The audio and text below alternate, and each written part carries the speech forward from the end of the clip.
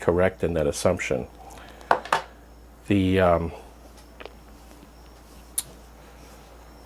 let's see.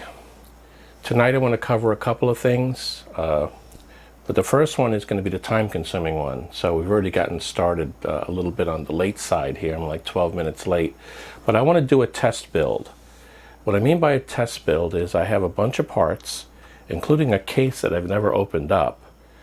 I have some parts that are brand new, like the case. I have things like memory and M2 drive that I've had on my shelf for a while for future upgrades to my equipment. You've seen this motherboard. Let me switch over to the overhead.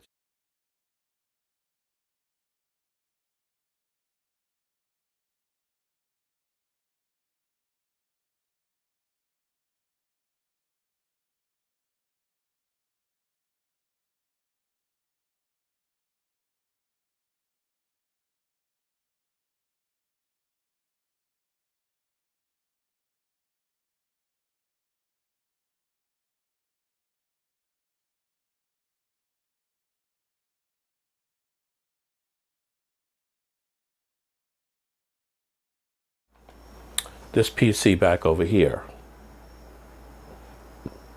So when I do upgrade this one, the motherboard needs to be upgraded. I need something that has another ×4 slot in it. That one does not. So this one here, this ASUS Prime,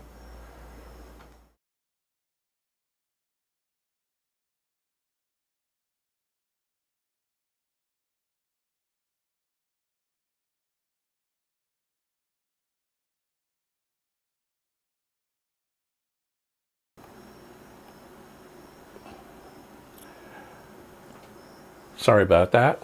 I just realized that I had no sound when I switched to the overhead. So hopefully everybody can hear that overhead now to being broadcast out onto the stream. So you should hear the overhead at this point, and if I switch over to the main camera that's looking at me, it should also have the sound coming out. Can people confirm that you can hear both of those one more time? So this is the main camera, and this is the overhead. And I think the sound has been fully enabled now to utilize the lapel microphone connected directly to this main camera.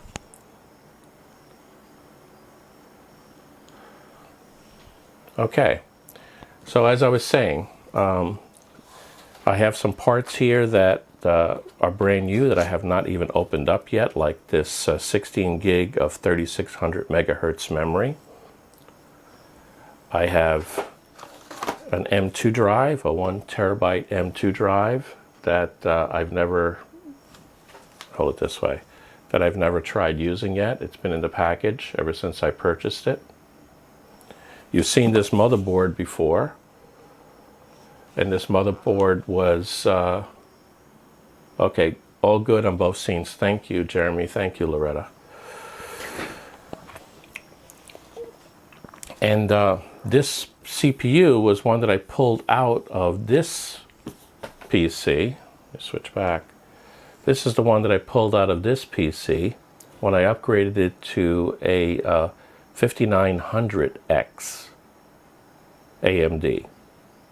This one, it did have in it this 3900X. Let me go to the overhead one more time. So now this CPU is an extra as well. So I'm going to put this together along with a case that I have not opened yet. The case is, it's not a very high-end case, I'll be totally honest with you. It's one that I paid less than $40 for on sale. I think I got a rebate on top of that. It was from Newegg, and it is the DIYPC BG01. So what I'll do is I'll show the opening of that particular one. Let me show a couple more parts that I have here. This power supply you've seen before. Again, that was one that I pulled out of that same PC when I was when I upgraded it to a a 3080 GPU from Gigabyte, which required, you know, at least another 100 watts of power to drive that. Let's see, did I miss anything here? Well, I got a couple extra fans I'm going to throw in there. Now I have RGB ones too, but I think I'll start by just putting these in. The case comes with one back fan, but it doesn't come with any front fans. And I'll leave that one back fan in even though it's a DC fan. And I'll add these two to the front so we can get a positive airflow in place within that PC. And finally, this is the graphics card that I'm going to put in here. It is the STRIX 3070 Ti. It's one that I waited online for on the day that the 3070 Ti was introduced by NVIDIA. So I did an overnight wait on the line at Micro Center, and I was able to get the STRIX 3070 Ti. I could have gotten another 3080, but I waited all online specifically for this one. I've done a couple of videos about this one, but it's been sitting in a box ever since I did the last video of it. So I'm going to put it into this build, since I need a video card anyway, and I'm going to test it out with the other parts, because this is really sort of an integration test of these various parts that I have here. Right? That's the idea. So I think those are the bulk of the main parts that are going to go into the build. And let me go ahead and switch to show you what the case is going to look like. Take these parts off and put them on the side again for now.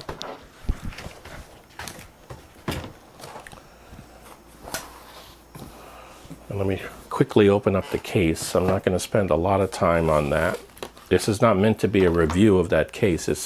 It's one that's really not that high-end enough for me to even do that, to be honest with you. But I do want to show you what the case looks like and some of the considerations that I had to deal with in deciding on, you know, using that case for this specialized build. See, is this focused now? Okay, close enough.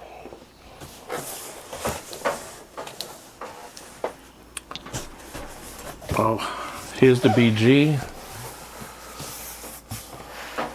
Kind of close, the DIYPC BG01. And as I said, this case has not been opened up yet. The box is still sealed. The tape across the top wasn't even broke. So let me sort of put it in my lap here so you can see it as I open it up.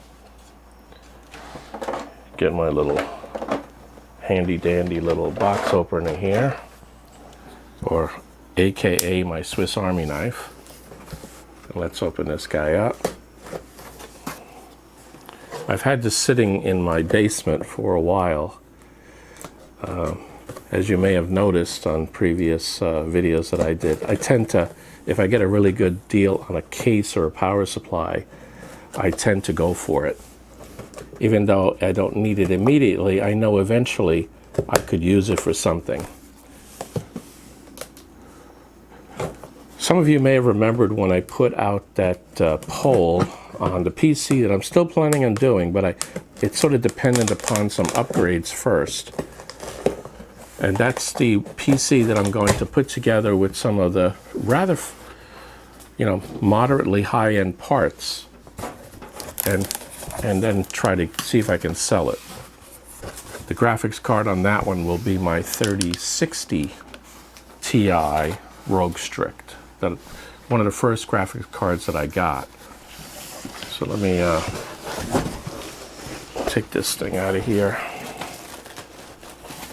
Like I said, this has not been opened yet. May have to turn it upside down completely. Get the box off, right?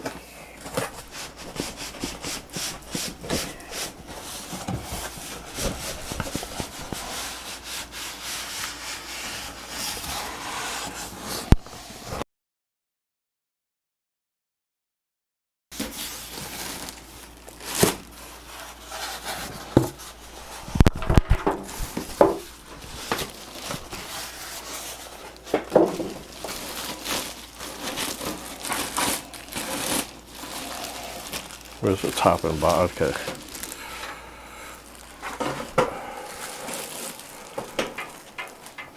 Let me push the camera back a little bit.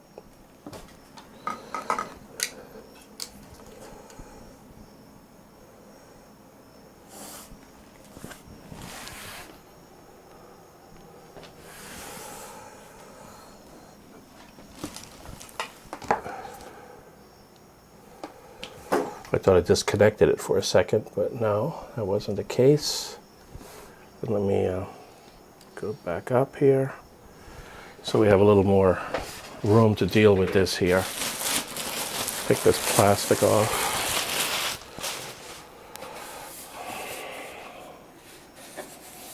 And it's not a glass side. It's not a tempered glass side to it. It's just plastic. As I said, it's not a high-end case at all. It's a rather economical or cheap case that I got.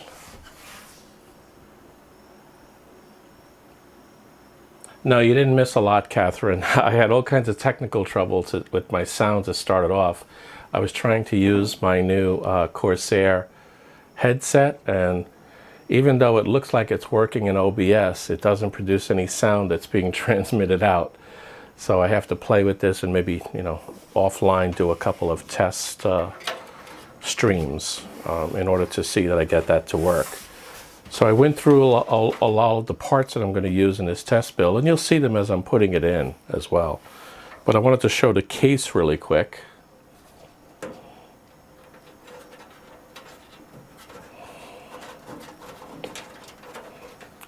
I didn't expect there to be trapped screws, and there's not. Like I said, this case actually was list priced for $40, and they were running a sale. I think I got $10 back in a rebate as well, believe it or not. So it's a really low-end case. Never opened it before. Let's see what kind of instructions has it got. It's got like a one sheet of instructions here.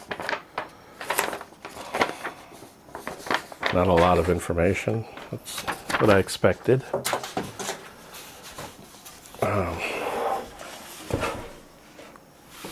Whoops. Would help to have it straight up and down.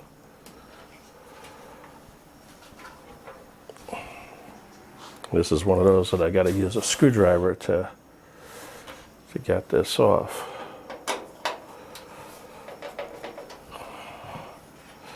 These are not high-end thumb screws. They're just a screw embedded with a plastic top on them. Again, what you'd expect with a case like this. Solid side panel, plastic front panel. And again, I'm just doing this build, as I said earlier, as a test of a bunch of parts that I have that's enough to put a computer together. And some of them are new and some of them are been used before, but are still new because they haven't sat inside a computer for any length of time. But I did want to show what we got here. It actually has two fans already in the front. I didn't realize that. So maybe I don't have to put the other fans in at all initially. Now they're all DC, so it's not going to be very efficient. Let me switch to the overhead. So even if I choose to, let me pump up the light here a little bit.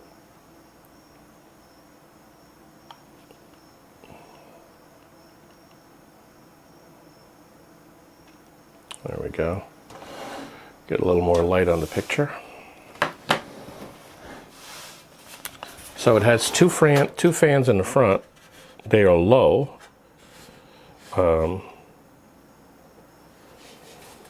So those, at least one of them, I'd probably want to move up to the top. But we'll see. I'd rather it be blowing across the CPU and across the cooler rather than blowing into the PSU shroud, which is what one of them is currently doing. Actually, yeah, these are DC, 3-wire, but it also has a Molex on it. So in case you want to run it without connecting it to the motherboard, you could do that.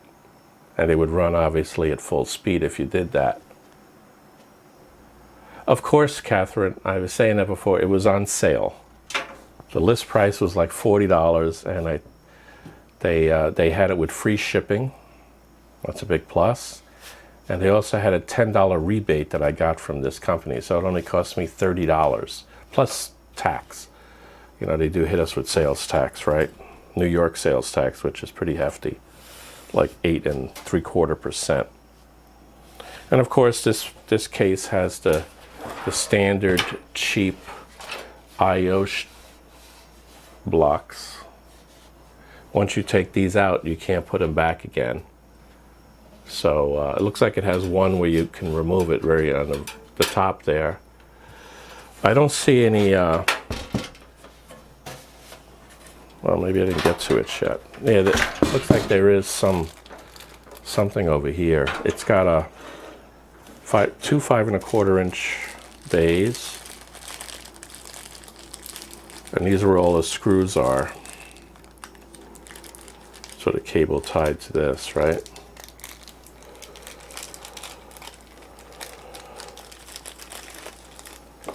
Let me get this a little bit better.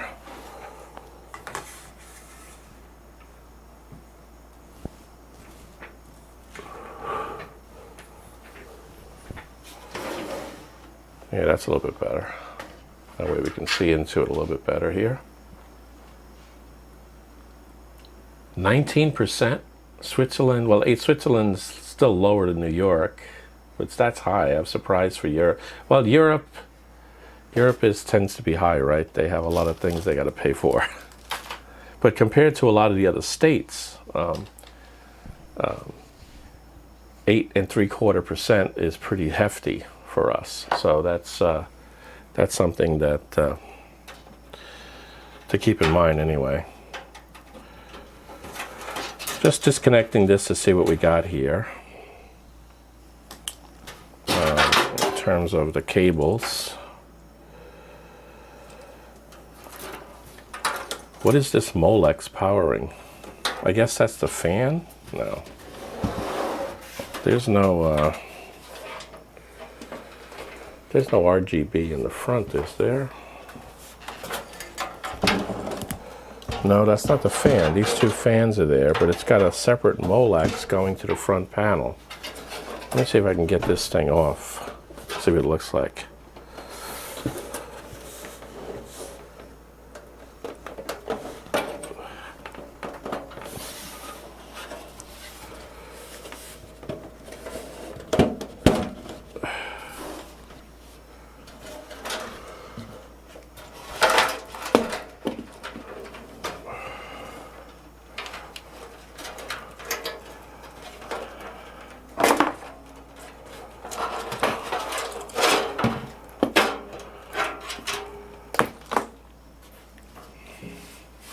I gotta get to these fans anyway, so that works out. I'm gonna at least shift one up, if not replace both of them, depending on how the time goes, and I got a late start, so not looking good for me to have a lot of extra time to play with it.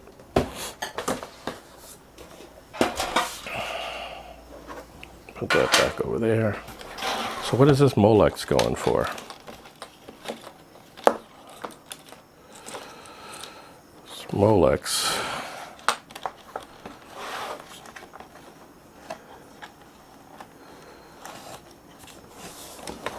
You know that there is a strip in here. It looks like there's an RGB strip on both sides. There's a wire running across as well. So they do it with a Molex. I guess we'll find out what color it is. Since the back fan is blue, I would guess that that's blue as well. There's really not a lot of air intake here, as you can see here, so this is not going to be a very cool case. I didn't realize there was RGB in the front here. What do we got here? Looks like we got the standard cast of characters that you would see.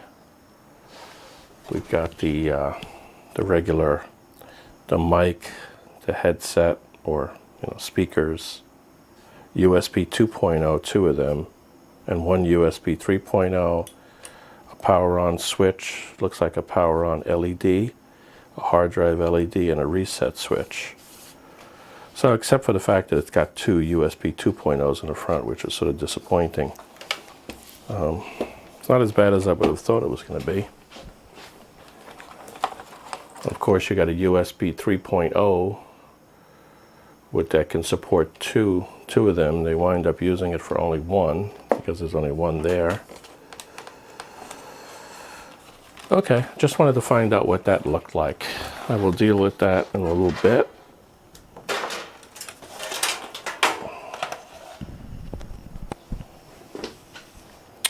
So I guess we start with the usual suspect here, right? Let me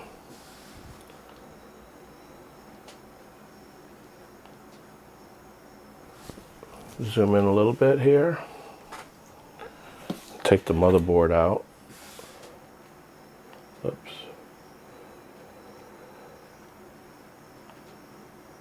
The remote on that is kind of hard to deal with. Okay. And I said in the beginning, this is a motherboard that I've shown before in a couple of different videos, and primarily some shorts. So I'll leave the book out. I don't plan on using any of the external 2.5-inch drives. It does have, though, look at this, it has one of these things to make it a little bit easier to put the front panel, right? I forget what they call that little panel. ASUS is big on it. Some other manufacturers are doing it for a while. I haven't seen it in a while.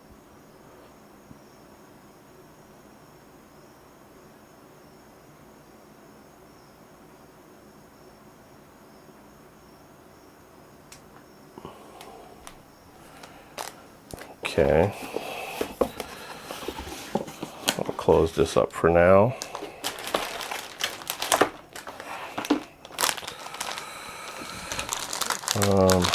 The M2, I mean, is there any M2 stuff in here? Yeah, got the M2 screws and standoffs that are in here. So I'll have to keep those handy as I do this. Let me update something here. Let me get the camera to be a little bit brighter.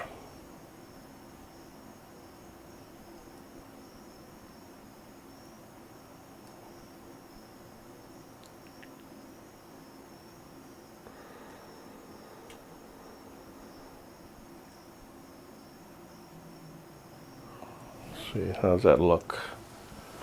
Okay, that may be a little bit better. I don't want to wash it out, so I don't want to push it up. So I upped the brightness on the camera, the sensitivity really, but it comes across in terms of brightness. I think that's all I need from here for now. I put this back.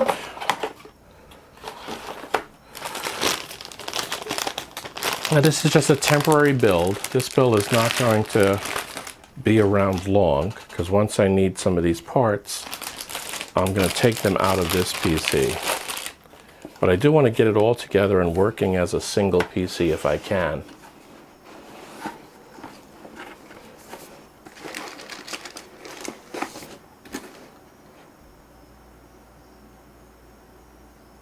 Yeah, I always do that, Catherine. I put those on the motherboard, even the one that I'm not using. But I will be putting an M2 drive on here.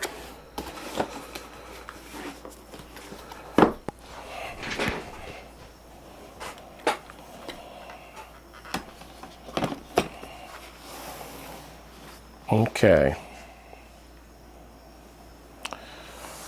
Now for the cooler, as I said, this is my spare 3900X, the AMD.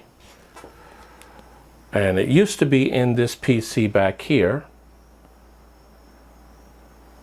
Oh, what happened? Oh, did I shut the camera off?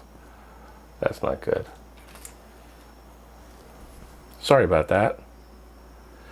When I closed the the side screen to it, it shut it off. I apologize. Let me go in there a little bit. I don't know why I bother putting the screen up there if I'm not going to look at it. Okay, good. Hi Tony, how you doing? Tony Munoz. Okay. Let me got a little bit of reflection here. Let me see if I can get that out of the picture somehow, or just lower the. Let me lower the light.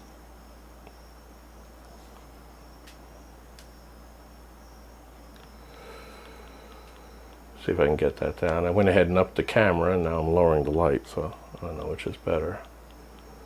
I just want to get the glare off of there.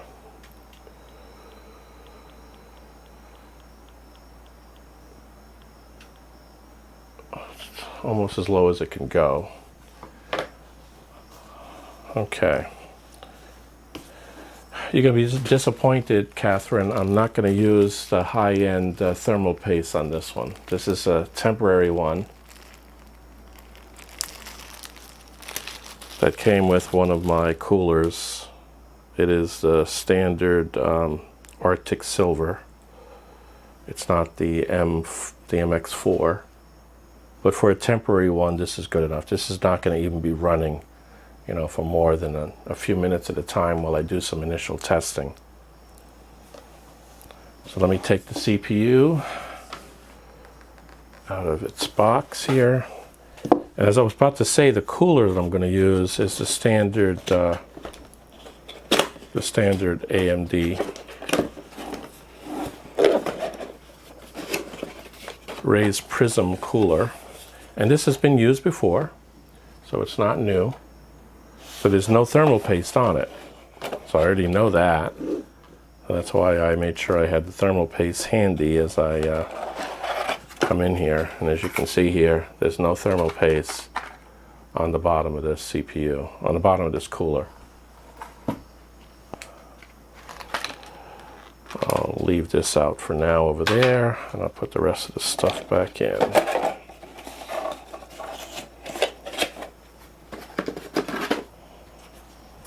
Then we have the CPU. Notice that even though I was using this CPU before in that PC, I didn't bother using the sticker, so it's still been in its package ever since here. Still a pretty good CPU. 3900X. It's not the 5000 series, but you know, it's got some pretty hefty count of cores as well. Arctic Silver is conductive, yes. Yes.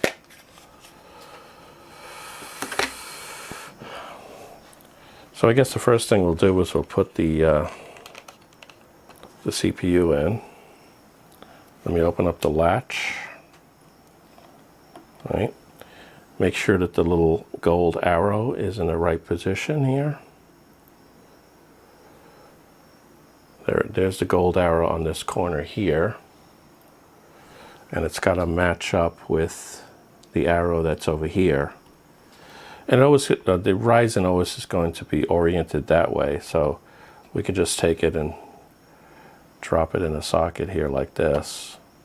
I always like to jiggle it a little bit, make sure it is in place. Now, this is something very controversial. I don't press hard, but I make sure it does not rise by putting my finger here and just making sure that the CPU does not rise on me as I close the latch. And I do that because I've had it rise up on me. A brand new CPU, I guess the pins weren't exactly straight, and I did say that, I think, in a couple of different videos that I did.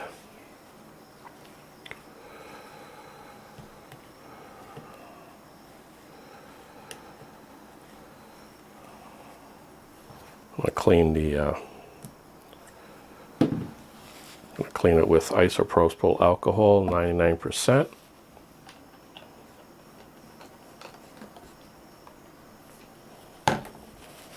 Just to make sure it's clean. 99% is almost pure.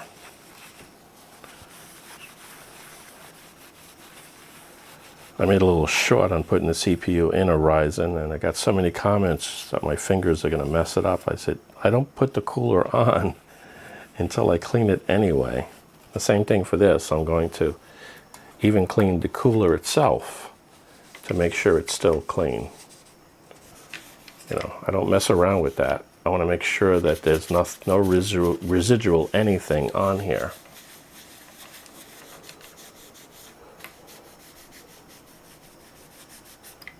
This one was used. You can actually see the marks from where the CPU actually engraved itself a little bit in there.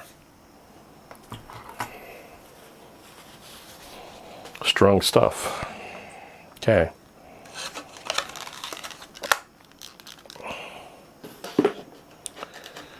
You know what, I may have cleaned it too soon. I wasn't going to put the cooler on right now.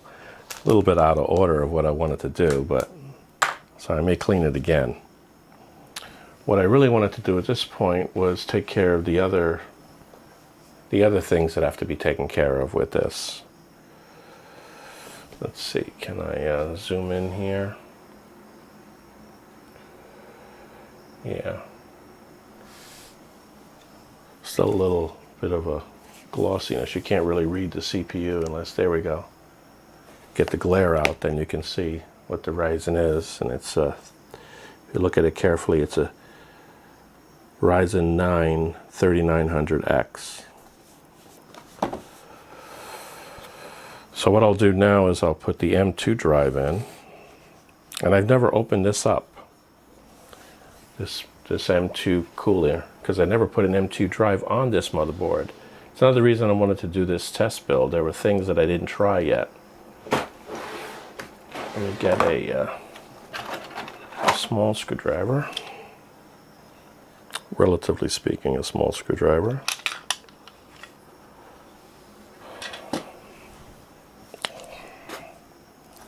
And we'll take this.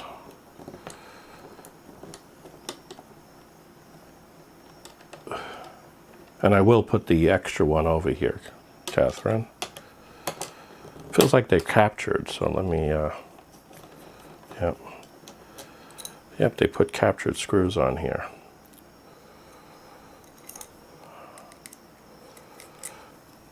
There's a protector here. I have to make sure I remove that protector before I put it down. It's already got the little rubber pad here. I know that on the MSI one, they give you those pads separately. So let me open up my M2. It's not the highest end M2. Oops, wrong way. It's got a decent read speed, but not that decent of a write. But that's okay. I bought it as a spare anyway. Looks like I have to cut into this thing. Okay. I'll get my scissors here and cut into this.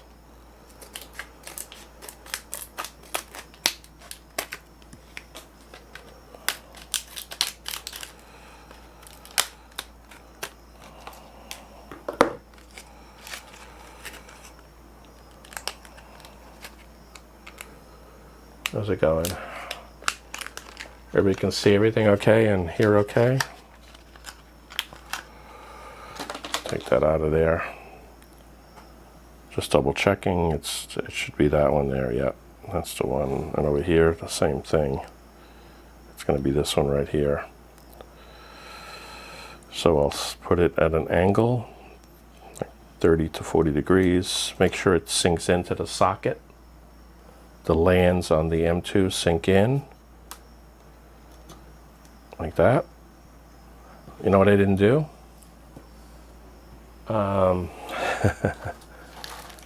What we were just talking about. I did not put the screws. What did I do with that? Here they go. I did not put the screws on. And the stand, I meant the standoff. So let me take this out here.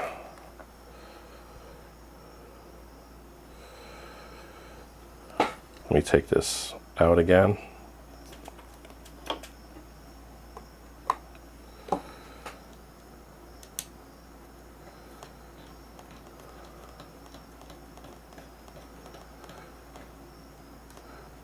Now I like to use, I think I have the right wrench here. Let's see, is this the right one? Yeah, it is. Just barely tightened it. This is a, what is it? A 3/16 wrench. And that's the right thing to do to make sure you get it without taking a pair of pliers and trying to force it. And I'm going to go ahead and put this one over here as well and put the screw in that one.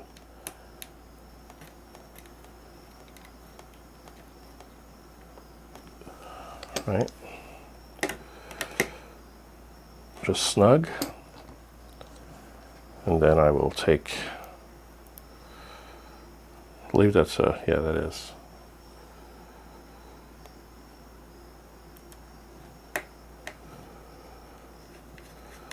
Get that in place so we don't lose it. Okay. And now I can go ahead and put the M2 back in again.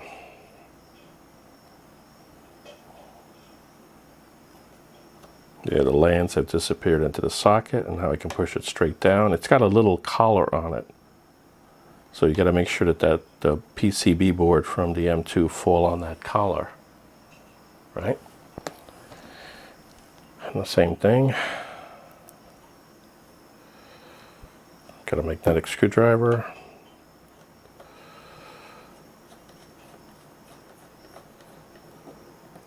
Just snug. Okay. So that's that.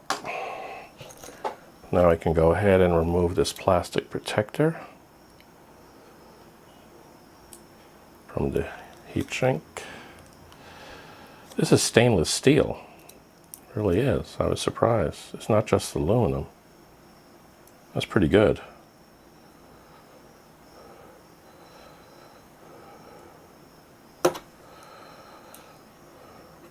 Was it this way or this way? Now I'm not sure.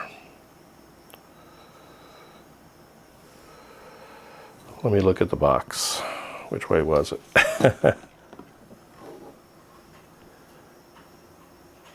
Yeah, that was it. This was it right here, and it makes sense because most of the heat sink would not be on it the other way. Most of the thermal pad would not be on it if I did it the other way.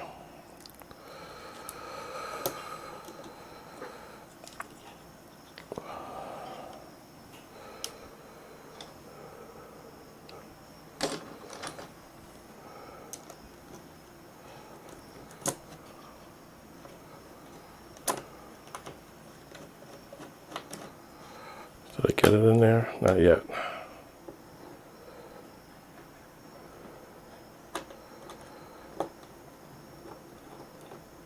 You know what? It may be the other way after all. Let me look at it again. I thought I saw it, right? But let me double check. Where's that line at? The line is on the bottom. Okay.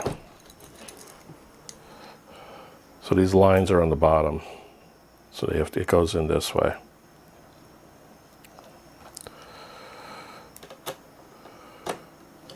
There we go. That fits a little bit better now.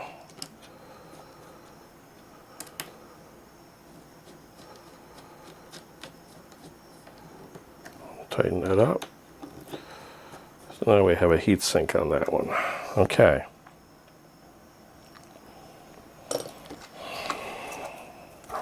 Trash this stuff.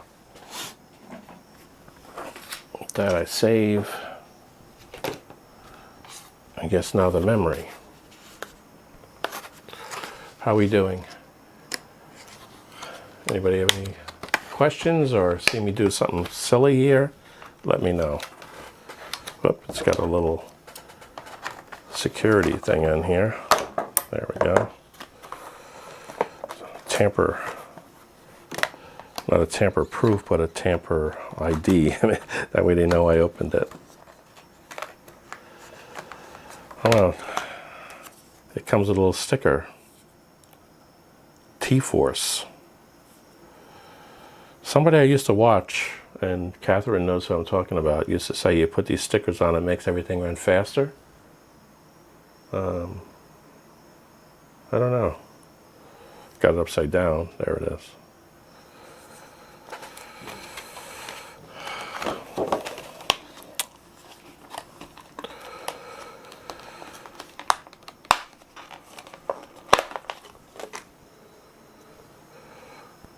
Okay, what do we got here? The two outer ones, they're gray.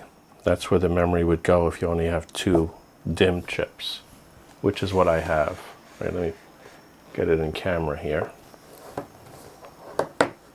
So that this gray one and this gray one, you pick the furthest ones away from the CPU and they have to be separated by another socket. Make sure they're all open. Looks like these are locked in place. So let's make sure it matches up. I like to do the one that's closest to the CPU first. And we push down until we hear 2 clicks. Yeah, you know how I mean, huh, Catherine? That's where I actually ran into Catherine originally, watching that individual's channel, live streams.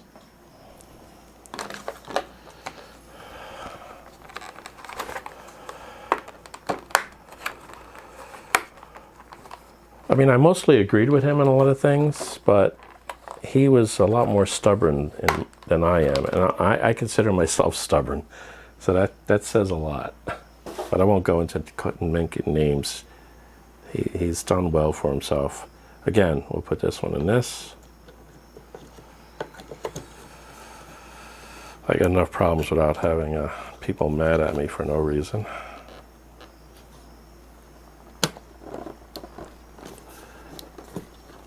Didn't hear a click, but it came up, so it must have clicked. Okay.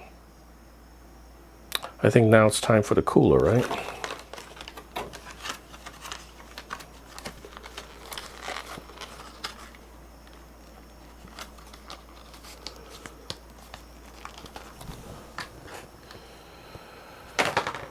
Okay, and these have never been tried. That M2 that I put in there and the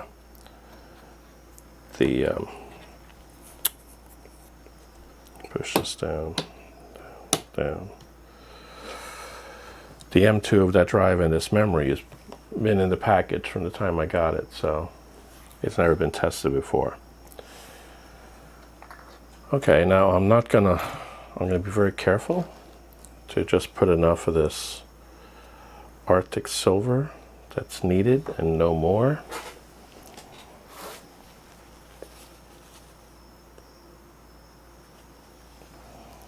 So I'll give it a nice little center P.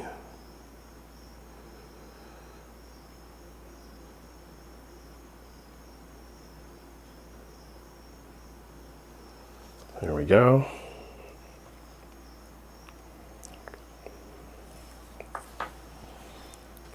And then I'll get the cooler on.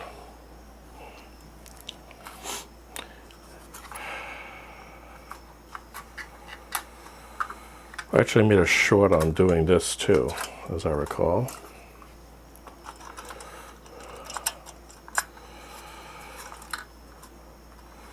Now we want it to be readable, the nice AMD up here.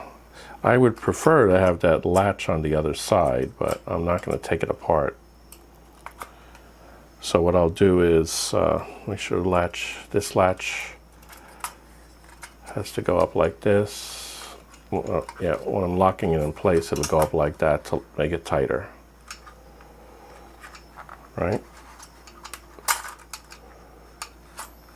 Yeah, it pulls it up that way. And that way it's lower. Okay, so we want it lower for now. I like to get the far one in first.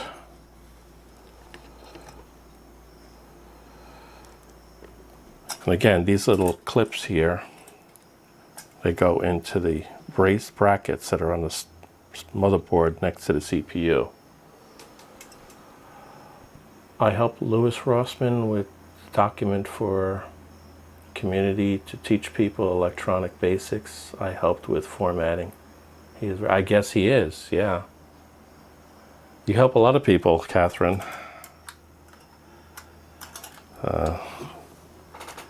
You need to get some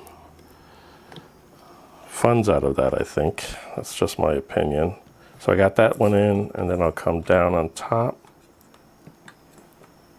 and And then on this side here, I got to get this in here on this side.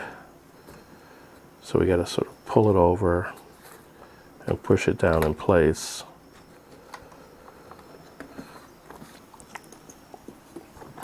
Whoops, I messed up. Okay, that side's on. Can I now get this side on?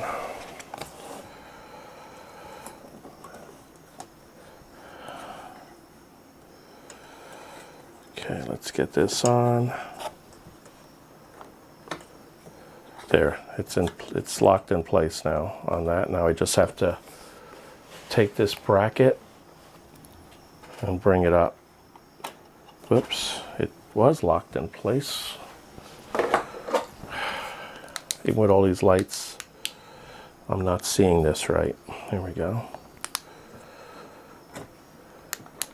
There we go, now it's locked in place. I guess when I wiggled it, it came out. Both sides are connected. So now I'll take this and just pull it over. And there it is, locked in place.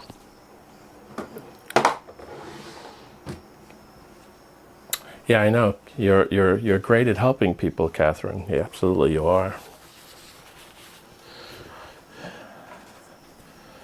And I think I said to you once before, though, you got to start charging a lot more. Okay, so I think do we have everything on this now?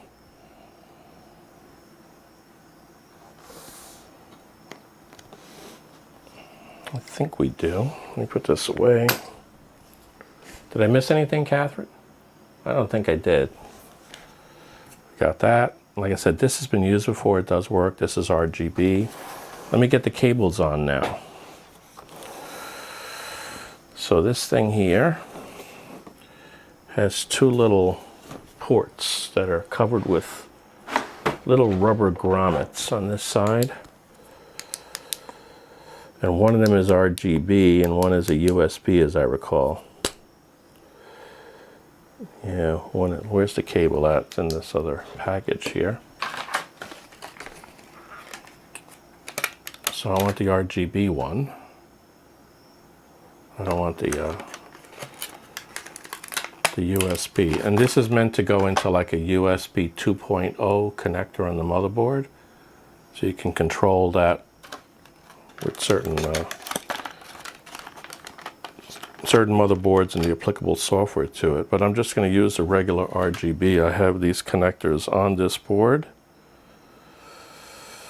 So I think there's one up here. Yeah, there's one up here. That's an RGB. Yep, 12 volts because there's 4 pins, and I actually see the 12 volts written on the motherboard. I don't know if anybody saw that or not, sorry. That's this one right here. So if you look very carefully, there's 4 pins, but in addition, it actually has 12 volts written on the motherboard for this N pin on this side over here. So that's how I have to arrange it. This is 12 volt RGB.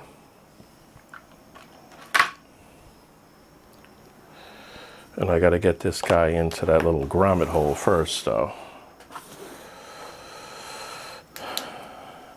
And I think it's a small one. It's the smallest one of the two. Right?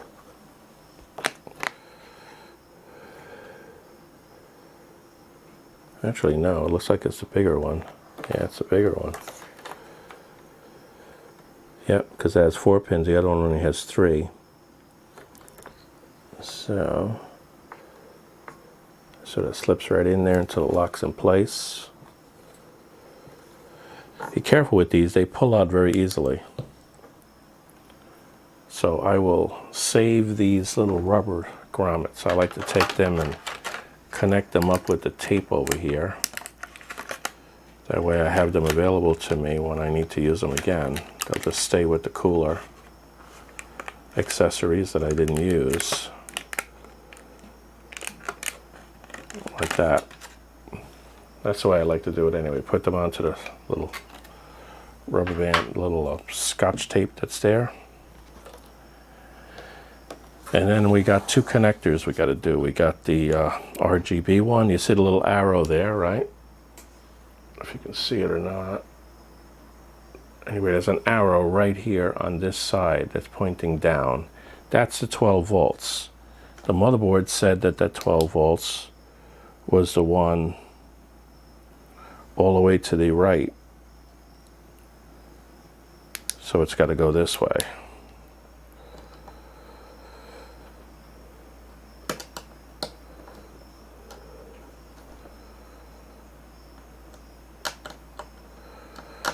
We're already an hour into this.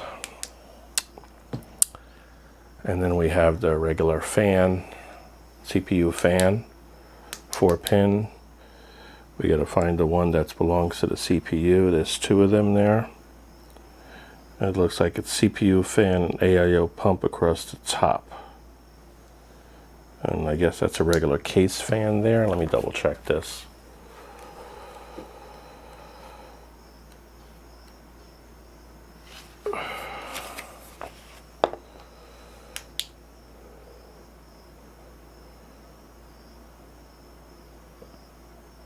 That's the option fan, the one below it. So this is the CPU fan, the option fan, and that's the pump if you have a water pump.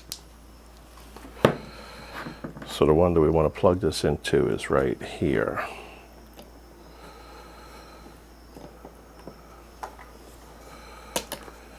And I need more light. There we go.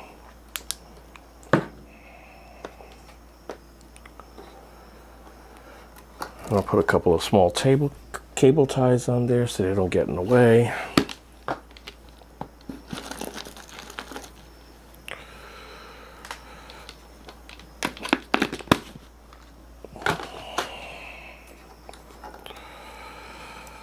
I'm not going to address this thing at all because it's only a temporary build. I just don't want to make sure that, you know, cables don't get in the way and cause up a jam up in some part of the case with a fan or whatever. That's why I'm going to at least tuck them out of the way.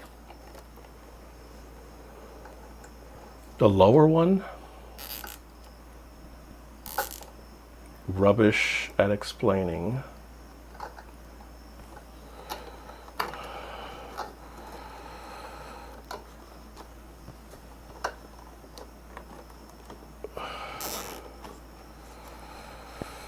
Now, according to the book, it's not the lower one, it's the upper one here. That's the CPU fan. And the one on the bottom is the option fan. If I start getting an error when I boot it up, then I'll know it was wrong, but I'm pretty sure that that's correct.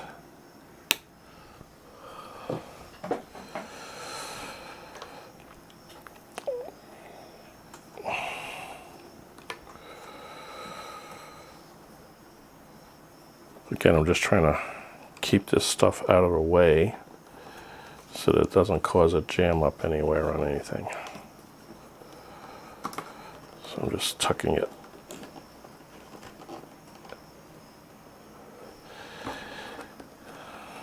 Yeah, ASUS, and as you know, Catherine, I tend to have more ASUS than anything else. Initially, it just worked out that way. But I've had some issues with Gigabyte. MSI has been pretty good, but I haven't had that many of them. I think the only problem I had was when I built that PC for my son. Well, I originally built it for me as my spare, but then I gave it to my grandson. And I couldn't really update the BIOS on that thing because the BIOS space was too small. I don't know if you remember that or not. Okay, so now it's pretty compact. I have everything the way I want. Let me get the case up here.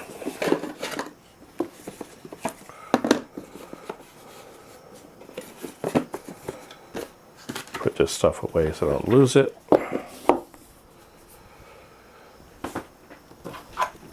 Scissors away for now. I got the Oh, they give you a speaker with this one. Look at that. They give you one of those little speakers. I like to use those when I have them. I have a couple of spares, but I misplaced them. So the last 2 builds I did, I didn't put them on. I like to have the beep, the confirmation beep when you're posting with it. Yeah, the B450 MSI, yeah, that was it. The Tomahawk, yeah. Yep. I got the original Tomahawk one. I probably should have got the one that was like $20 more, I guess, and then it had a larger BIOS to it. But that's what happens. I think that's it for this. Let me put this aside now. And let me get the case up here. I'm gonna have to put the front panel on it anyway. But I want to move that fan first. I don't know why they put the fan where they did. Let me put this 5¼ inch bay thing back in so I don't lose it. There we go. It's got pretty good air that's coming up between the PSU shroud. I was surprised at that. So it's got a lot of good air holes there, let the air flow through easily. But I hate these I/O shield things that they have here. Absolutely hate them. I always forget what the name of that is.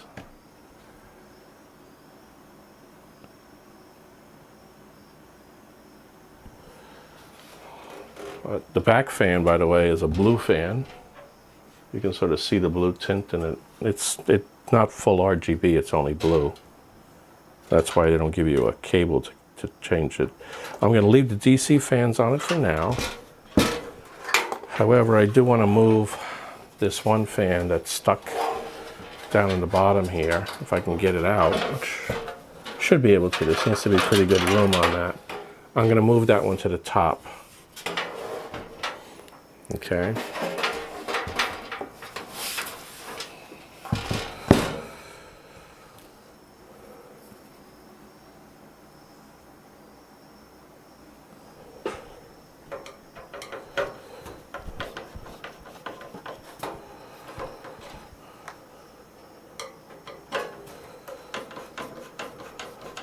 Hopefully it doesn't get in the way of the front panel. I don't think it does. I think it clears it.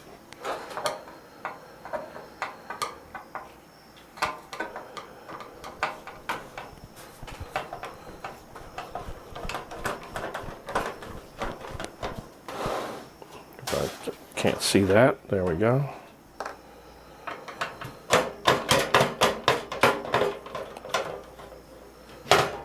Everybody can hear me okay, right? I haven't checked that lately. I didn't see any complaints in here.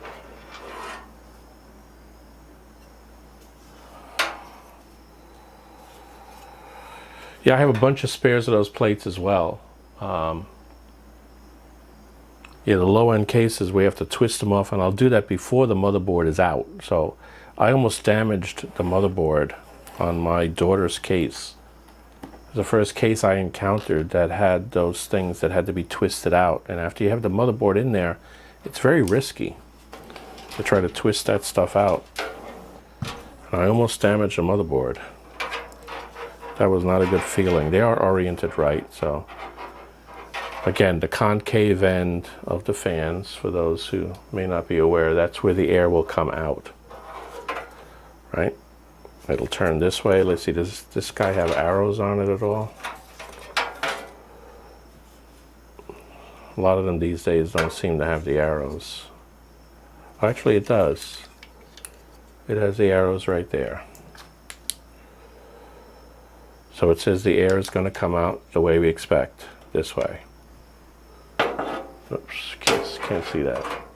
According to this, the air is going to come out of this way, out of the fan, go in on the opposite side.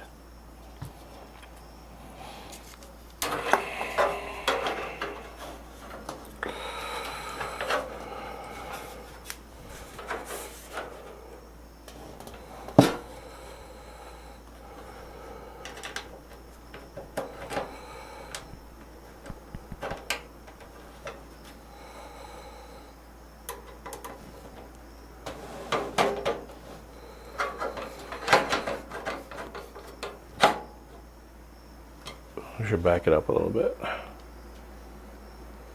Everybody can see this then. I don't want you to see my legs, but here the bars of the fan are also where the air comes out. Yep.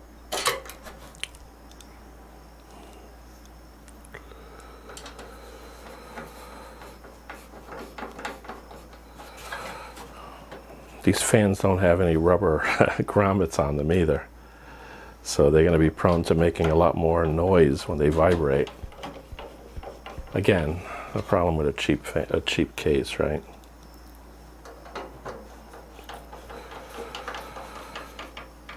Okay, that's all I'll do with that. I'm not going to change the fans out. I have some PWM ones over there, but this is not going to stay together long enough to make a difference. That way I have these fans blowing in the right way. Now what I'm going to do at this point is I want to get this out of the way. Use the Molex for something. The Molex comes in handy for that, huh? I use it to keep the wires out of the way, just tuck it up in there. I'm going to put the motherboard in at first just to make sure. Do I have all of the studs in the right place? You know, it looks like I don't. Looks like I'm missing 3 of the studs. Right, let me double check with the motherboard, make sure that I have those 3. Yep, I'm going to need those 3 on that side. Okay. So they got to be in this little bag here. Of course, they're not black, but it doesn't bother me. Bothers some people. Take 3 of those little studs. I got my 3/16 wrench here. Get those in there. Not too tight, not too tight. You'll strip that. You'll strip the case threads, which won't be fun if you have to do that. If you accidentally do that, that will not be fun.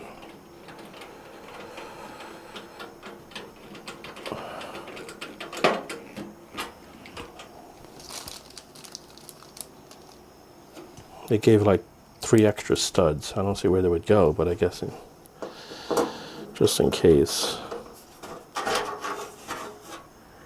Yeah, I don't see where they would go, so I don't know why they gave it 3 extra ones.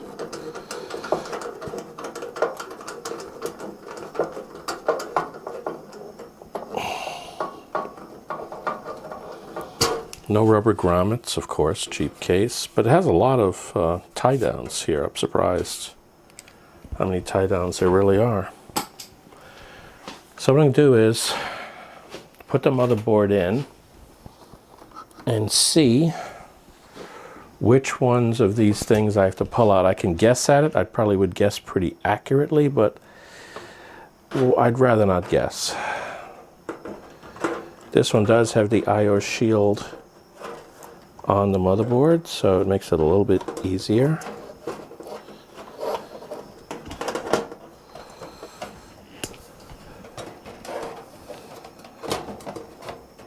This guy's being stubborn. Even with that, I may have to. Do I have to pull the fan out? Or is it just that the wire's in the way? It's just the wire's in the way. Okay. There we go. And that way I can see that I'm going to need the one that is there that you can unscrew. I believe so. Let me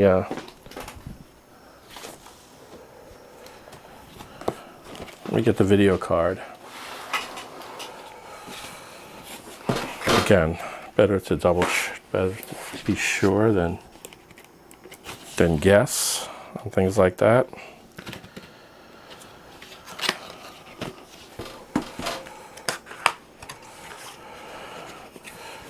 I don't know if you missed it or not, Catherine, but I'm putting my 3070 Ti in here. That's one that's meant for my backup. I mean my backup number 2, in case something goes wrong at my primary editing rig or my primary streaming rig. They both have 3080s in them.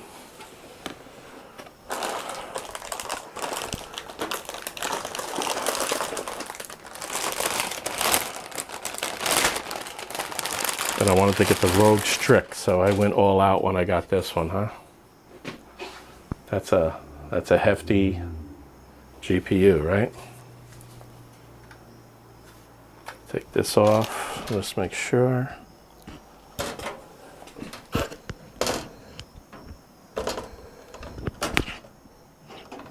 You know what? Let's see, here we go.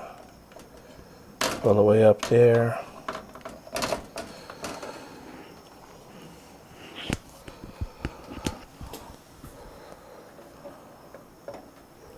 I can't see.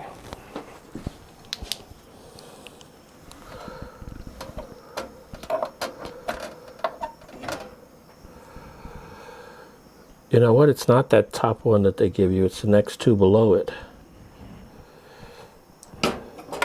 Yep, the next two below it. So it's these two here. I would have guessed wrong. It's the second and the third that I have to do it on. So I got to pull off these two. The second and the third. Not the first one that they already have where you can unscrew it. Huh. Oh well. Yep.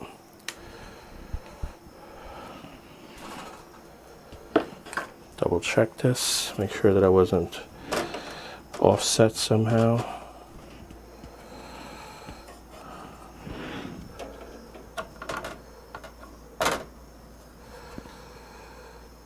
Yep, it's those two, yep. So let me put the video card aside. Oh, by the way, does this fit? I think it does, right? I think I just saw that it does fit. That fan will be blowing right on it. Only a couple of inches away from it at this end over here. Right. Yep. Not much. It's only got like a little over 2 inches maybe. It's going to need 3 connectors. Let me put this guy back on here.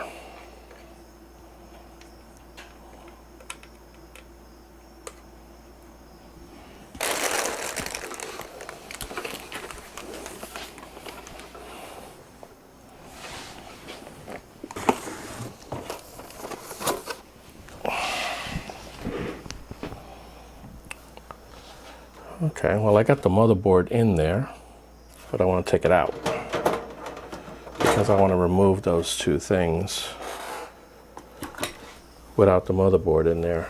So I'm going to push these in and wiggle them back and forth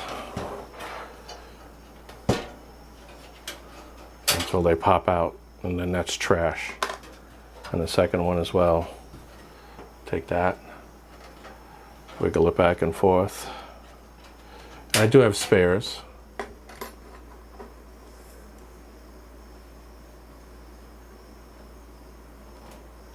Yeah, the front is closed, and if I were to use this for something this powerful, really, it would be modded.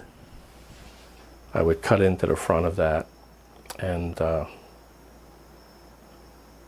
it from there. Let me take this stuff here off. Gotta take this part here off.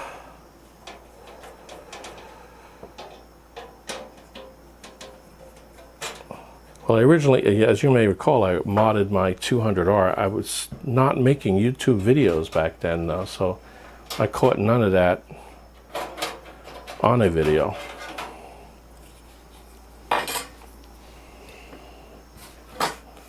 So now that's out. I don't have to worry about these things scratching the motherboard, and now I can put the motherboard in place. Oh, before I do that, let me make sure I know which screws they are. I'm pretty sure it's these with the little hats to them, but it doesn't hurt to check.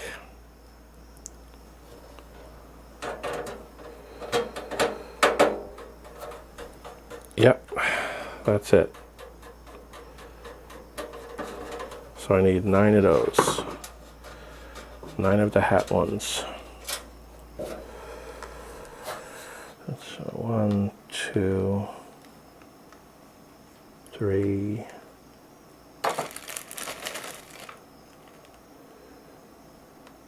4.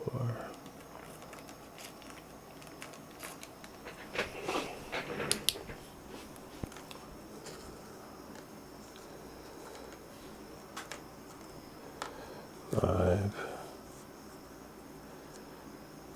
6, 7. Okay, come out of there, dudes. 8, 9. Okay, I got the 9, right? 3, 6. I make a 10. I don't need 10. Put one back. Okay. So now I can take the motherboard and put it back in here.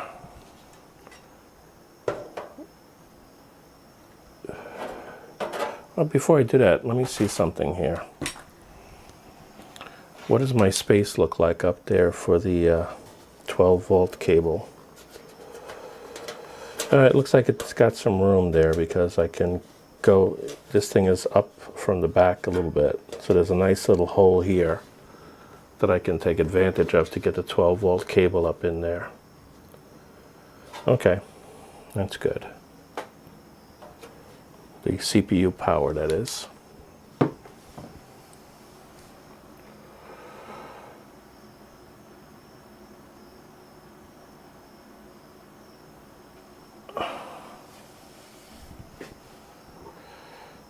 When you say do that, Catherine, you mean actually mod it? Is that what you're talking about ahead of time?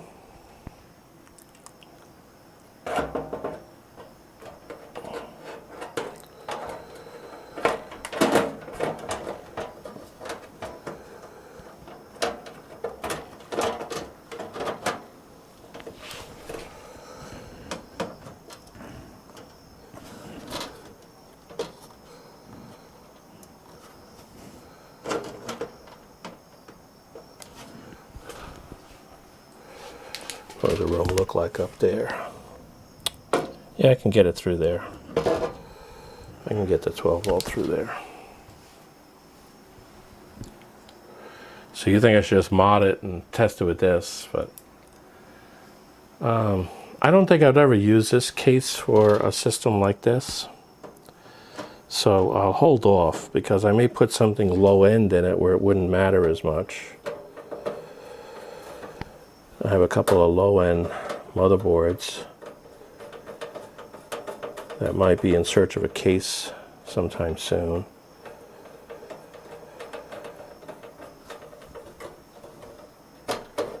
Okay.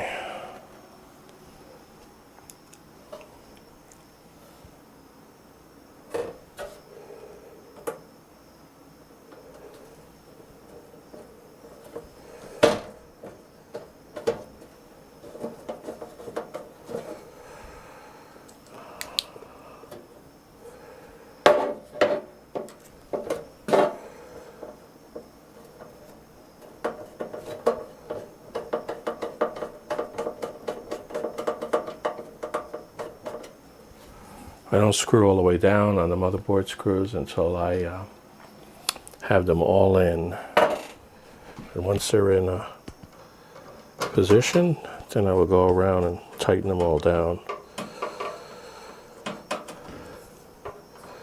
We're a little bit off there. Do I have the right screw there? Nope, that's the wrong one. I grabbed the wrong one. Started getting resistance on turning the threads on that thing. And that means that I had the wrong screw.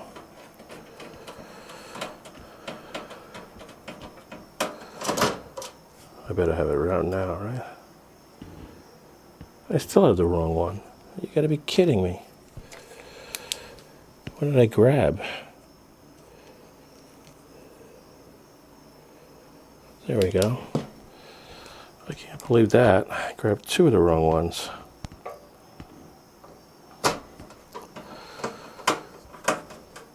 There we go. That's more like it.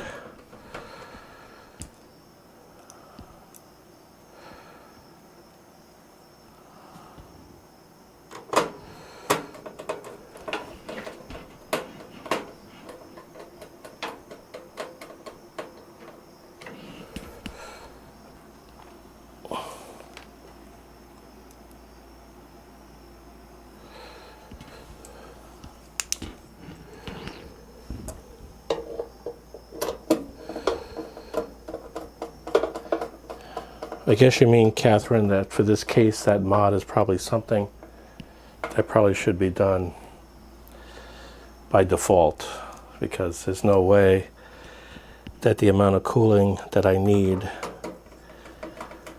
would be useful except for very few situations.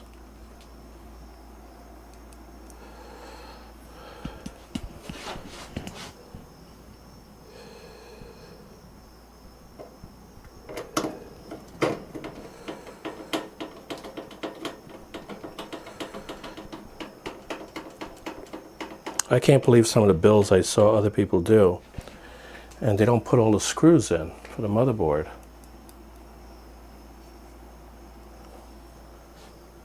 That would never even occur to me. I want to make sure that I have everything, if not for being secure, but just for proper grounding. You know, it adds the extra level of protection from the electronics grounding, but also the electrical static grounding.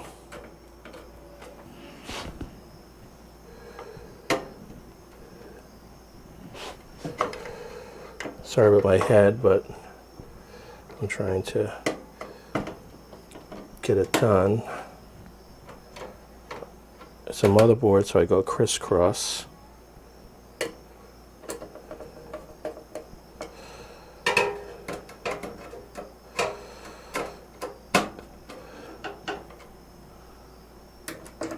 Oh, that one wasn't even in.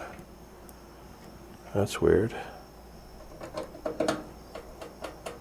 Thought I had that one in.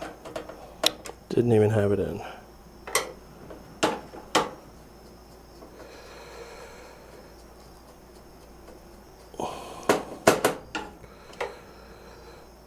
And the final one. And there we go. The motherboard is in.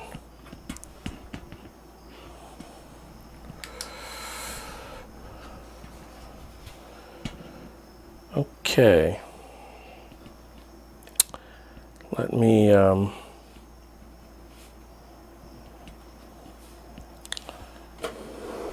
take care of the front panel stuff here. So I'll get the front panel positioned. I'll run these cables back through here.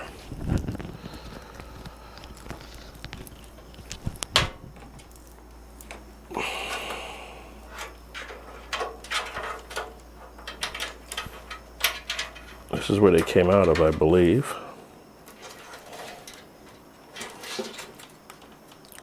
And then I'll bring them around the front.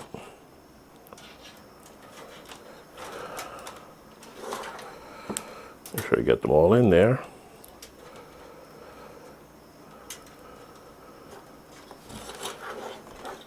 I think that's all of them. Any stragglers around here? No, I don't think so. Oh, there is this Molex is a straggler. The one that's gonna do the color strips on the front. And that's it. And that's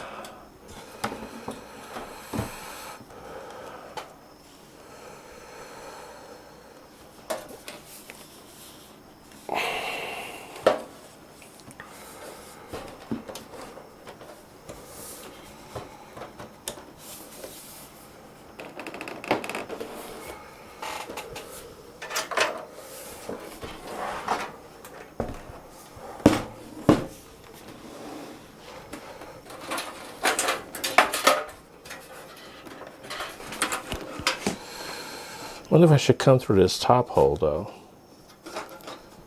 Let me take another look at this.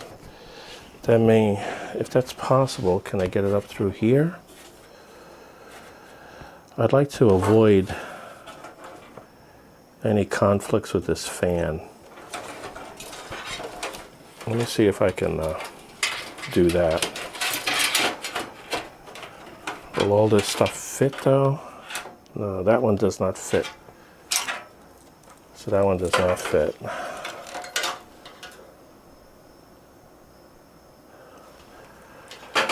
Maybe I can do all but that one. That's the USB 3.0. Let's see if the other ones will go through that top hole there. Will this go through? No. The Molex won't go through either.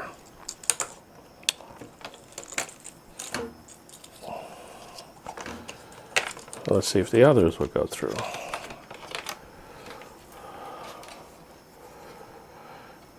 It's got two USB 2.0s.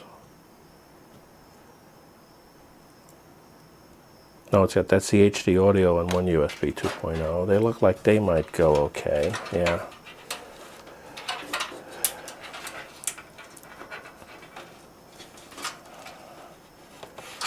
So they look like they come through this okay. And then we got the standard 8, front panel. Let's see if we can get those through there.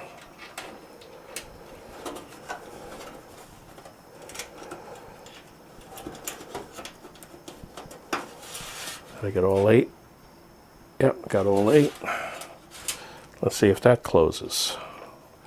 I'll put this through here. The Molex through here. Too bad the Molex doesn't go through. That would have been nice to get through there. Can I force it? You know, I might be able to force that guy. Looks like he stretches a little bit. I'd rather not have this little thin wire here dangling in front of that fan. Just doesn't feel right.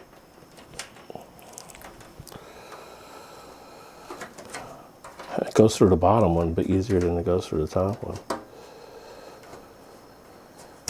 Yep. Well, not quite. I might break the wire. So I'll resort to where I was. Hey, Catherine, you didn't have to do that. Thank you for the super chat. Not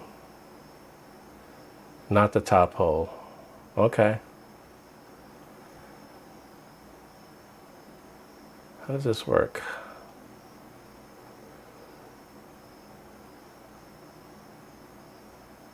Put user in time. I'm not sure how that works with I don't get too many super chats. You're saying it shouldn't go in the top hole?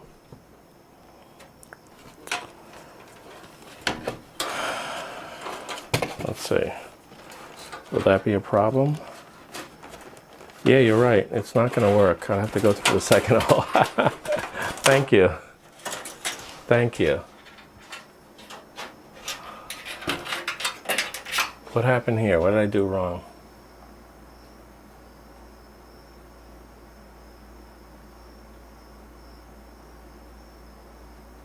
Did I do something wrong here?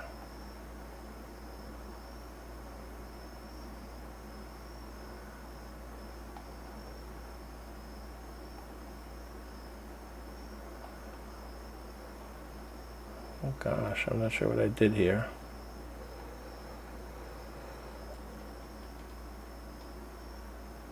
I timed you out? I'm sorry. I didn't mean to do that. I didn't mean to delete that, Catherine. I'm sorry. I don't know what I did wrong. I was trying to hide your super chat. That's some thank you, huh? You give me a super chat and then I do something bad to you. Oh, I see. Put user in time. And I didn't mean to do that. I thought that meant put you in the line there, so I apologize for that.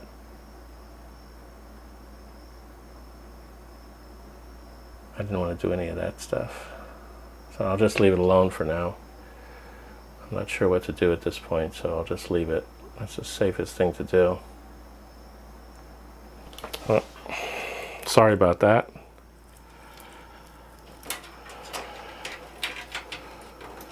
That was simply not understanding the menus thing on my part. So I apologize.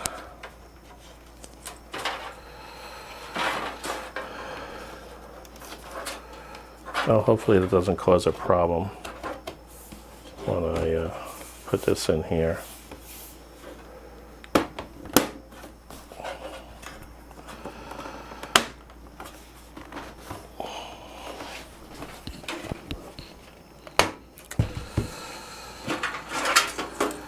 Okay.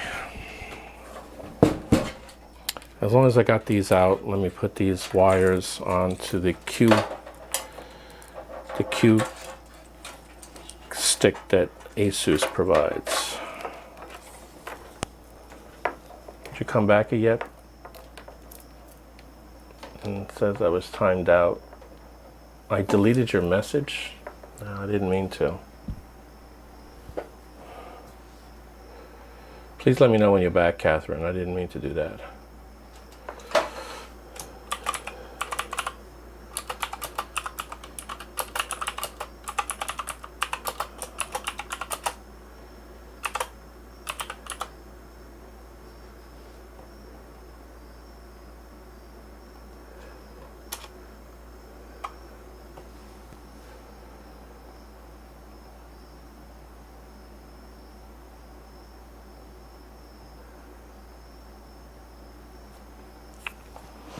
Oh well, let me get these, keep going, and let me get these on here.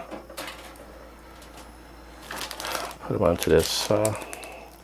Again, this is a nice handy little thing that ASUS provides, where you can connect up all of the front panel to this little header.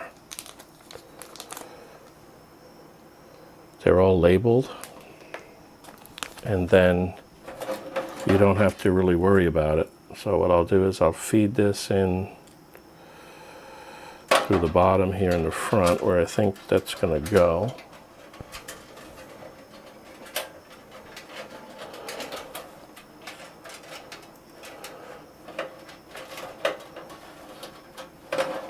Leave these back here for now. That one goes all the way in the end, I know that. USB, I'll push the USBs through here too, just in case. I think that that'd be pretty close right there anyway.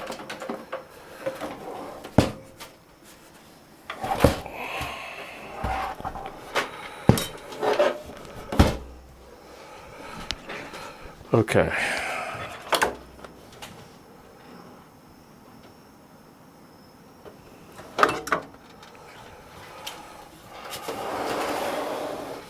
Let me look at it this way.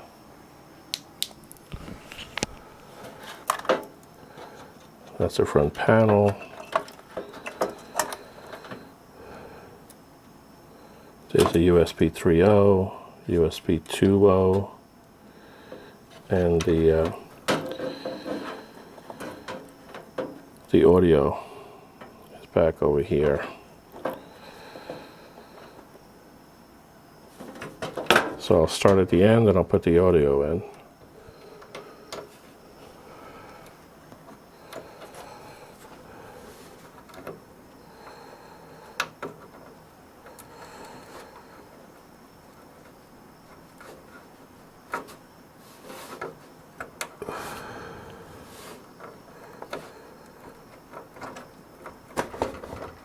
I don't know why I'm bothering with that. I'm not going to use the front panel audio with this, but just to be complete.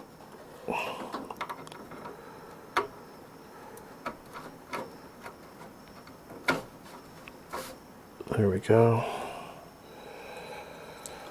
That's a COM port. That's a USB 2.0. That's a USB 2.0, USB 3.0. Not sure what that one is.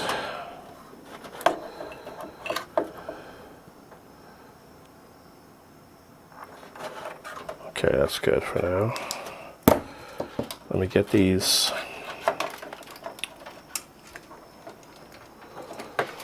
onto the little Q stick they give you.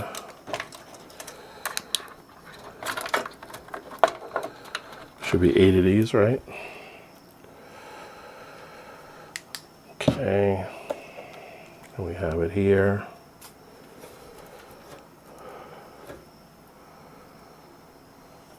Let me pump up the light a little bit.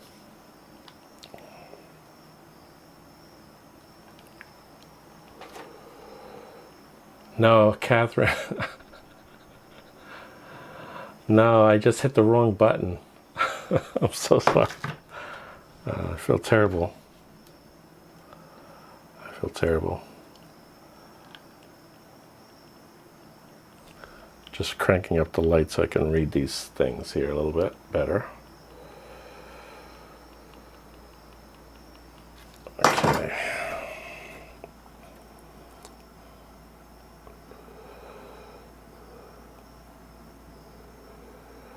Okay, the hard disk LED is these two here. Which one is that? That's a reset switch. Hard disk LED plus goes at the top. It's written on both sides. That's good. No, it's not. The lettering is opposite. Okay. So these two go here, right, with the plus. Did I do it right? No, I didn't. The plus is up there. The plus is there. There we go. Like that.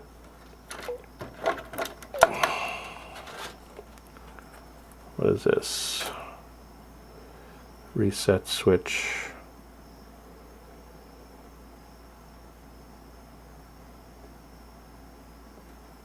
It goes here. There's no polarity to the reset switch.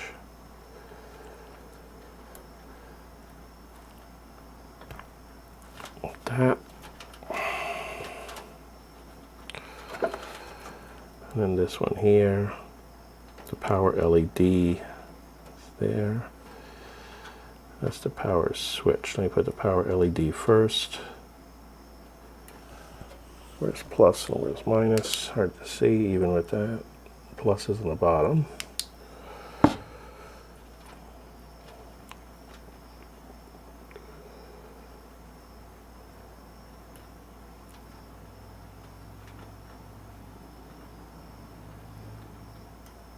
So it's a plus.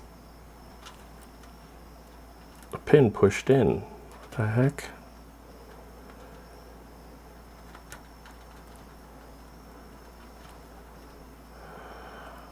That may be a problem. I have to get a pair of pliers and pull that out.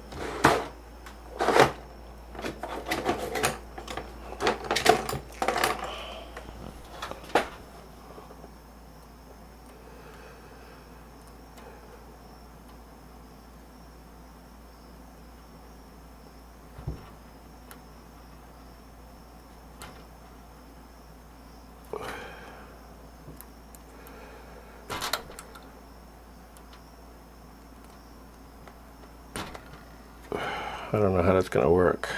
I mean, I'm going to ditch this for now because one of the pins got pushed in when I tried to put the cable on it. So I'm going to have to fix that. I don't want to try to fix it here. So I'm going to take these and just go right in myself. Let me open this guy up.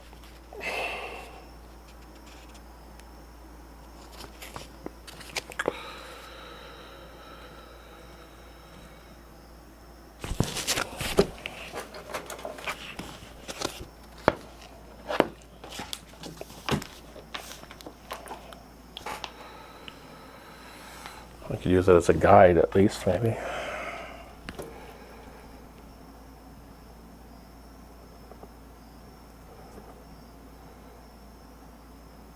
Yeah, the hard disk LED goes in the bottom. So this goes this way.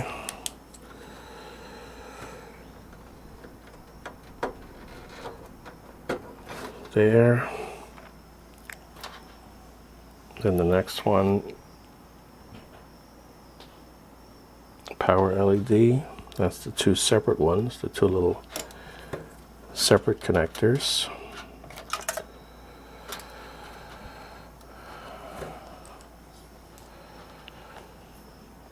I want the positive down, right? These are always a pain. That's why I've made separate videos on this by itself.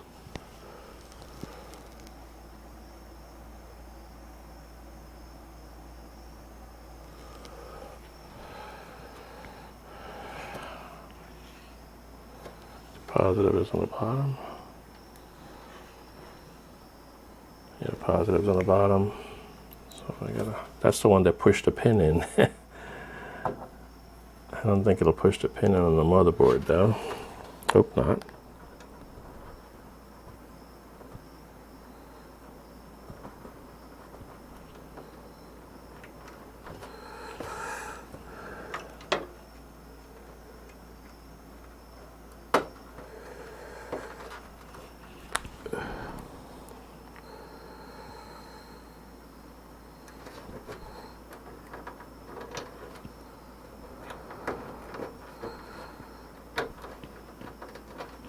And that's the minus.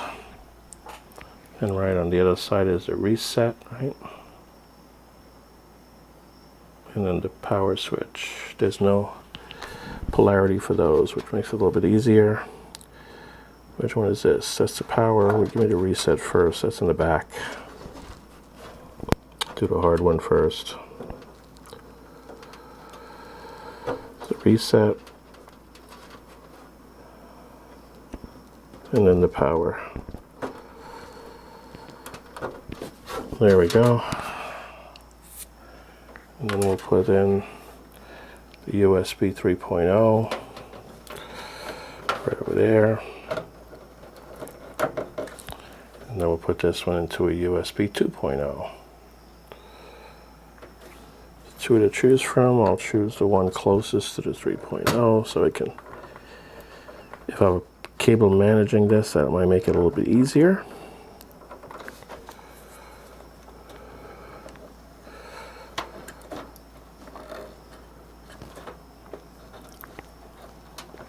Well, it looks like it's in.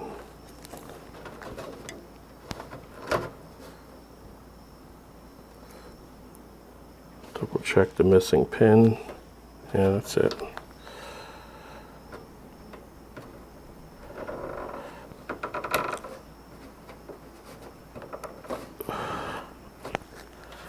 Kind of snug to get them in there. That's why it's giving me some trouble here. Okay. At this point, it's power supply, I believe, right?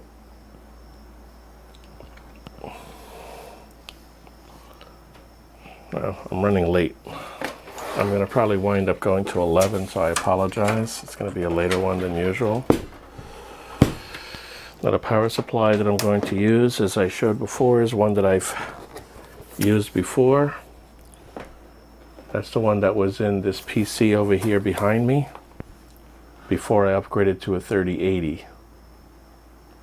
So when I had in there a lesser GPU, which I believe was my original 3070, that's the one that I had in there. That's the one that I sold, by the way, that 3070.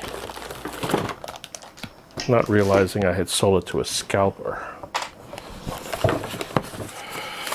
until I saw it on eBay.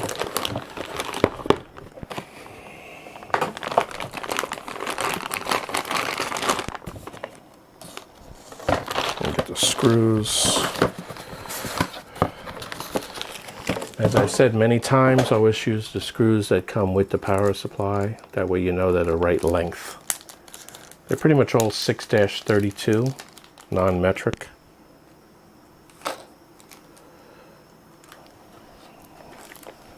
I'll put this back into the box so I don't lose it.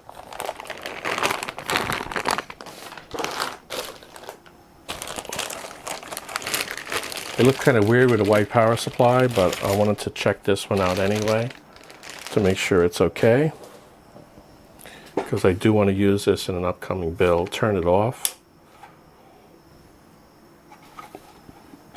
and then we'll get it installed.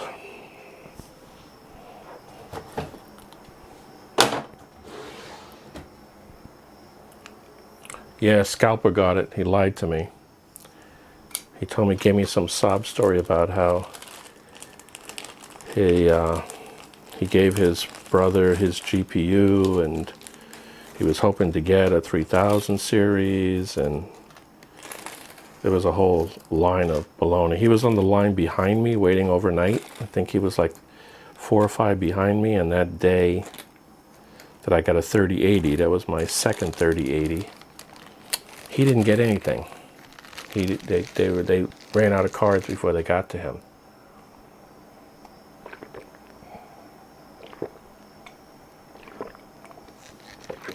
Sorry, I had to take a quick finish my coffee. And so I felt bad. I figured, okay, I didn't need it. I sold it to him for the same price I paid. I even gave him a copy of the receipt. So I didn't want to do what he was actually doing with it, which was scalping it. What can you do? So what do I need here? I need, this is a fully modular. So obviously I need the ones for the motherboard.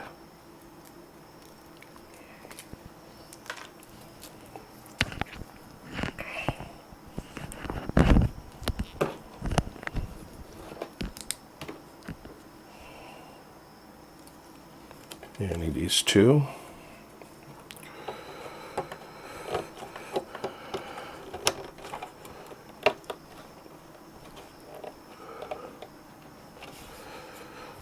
Locked in place.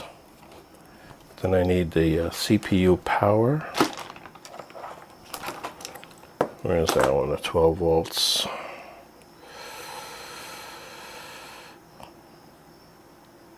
I guess I do need the Molex too, because we got that that's not RGB, the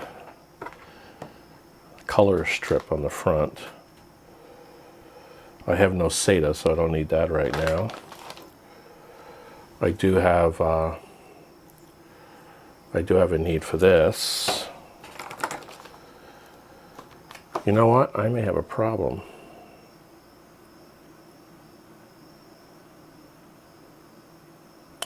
There's only 2 PCI. I hate to do it, but I'll have to. That particular video card needs 2 of them.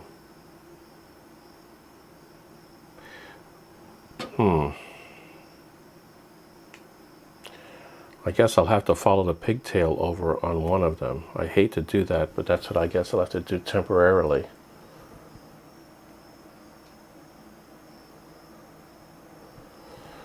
Oh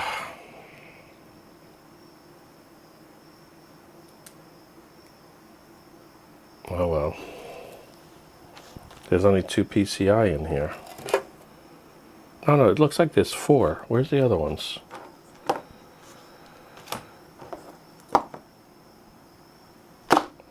How come I only find...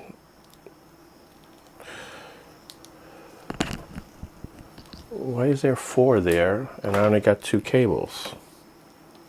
I didn't leave a cable behind, did I? So the actual power supply supports 4 PCIe. Oh, the CPU is going to chew the other ones up. That's what it is. So I only got 2 for each. Oh well. So let me plug in the PCIe that I have. I'll have to put the pigtail for now. I'm not going to run it under any real load. But obviously for that card I would need a much more power for it if I'm going to put it under any kind of load. And then I have the CPU here somewhere. There it is, the CPU. What is this one?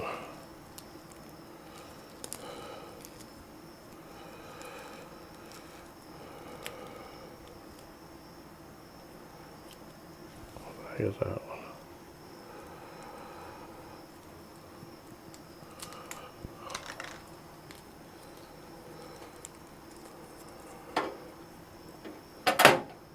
Oh, I got 2 CPUs? Yeah, I got 2 CPUs. And I do need 2 CPUs. I just wish I had a third one for the PCIe, which I don't. Not with this power supply here. This 750 watt. And I really don't have an 850 watt spare right now. So I'll have to use this for now.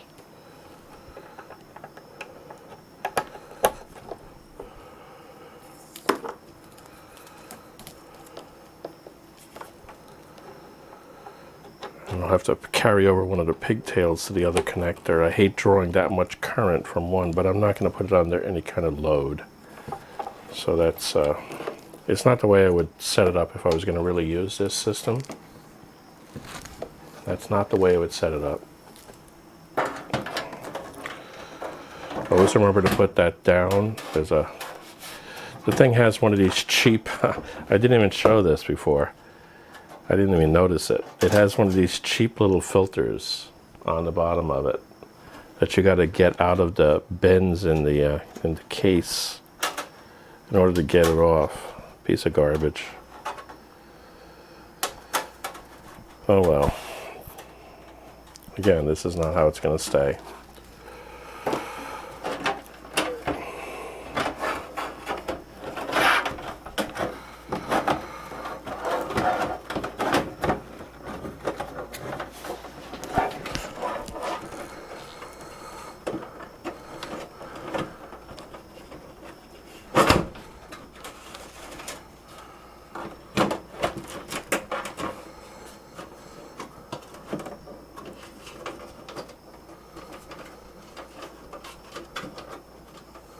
Guess we'll go through here. Where's the, it's up at the top here. The large one. The two PCIEs will go, probably I'll start off by putting them here, maybe they'll work here.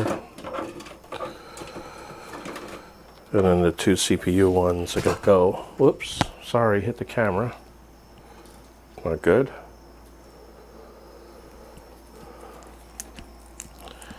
And they'll go around that little hole that I mentioned before up in the top here.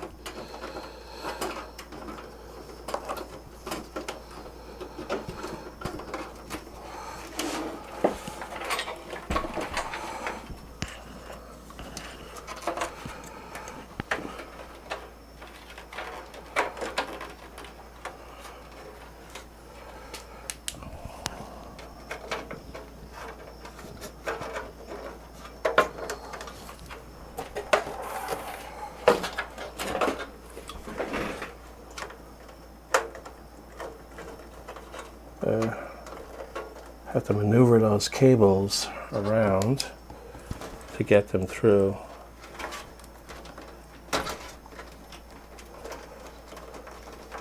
There's really not a lot of room at the top of this case.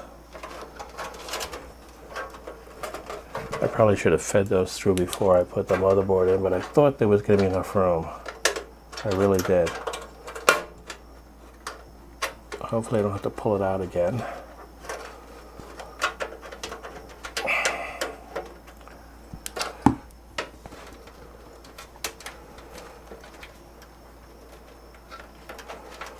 Are there separate ones there? Hold on, let me see.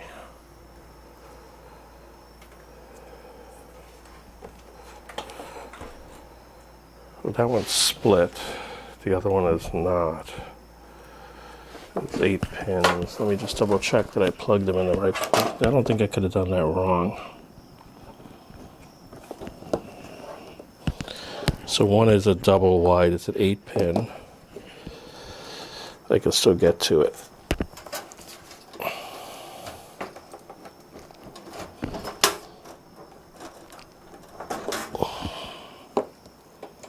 Yeah, the label is on that side, so, yep.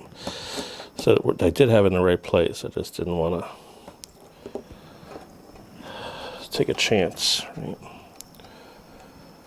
There we go. So this is going to be the hard one to get through because it's got all 8 pins together. The one with the separate 8 pins probably will be a little bit easier. I've had that happen to me before.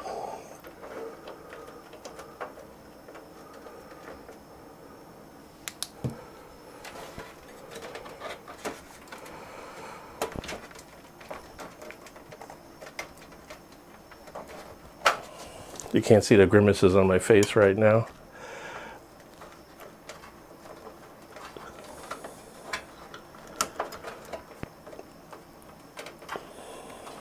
It's through. It's through.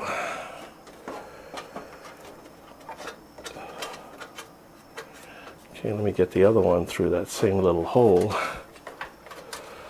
That's going to be a little bit more sticky.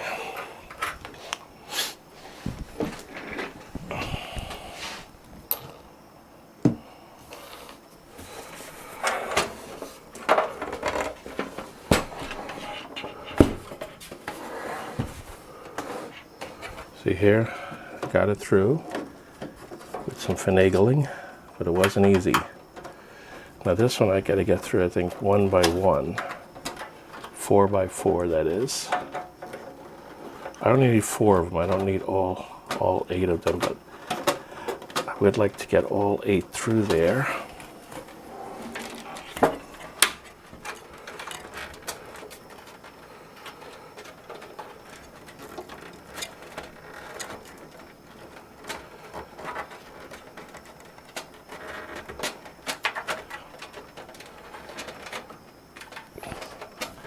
Sorry you can't see. I can't see either. I'm doing it by feel at this point. I'm doing it by feel.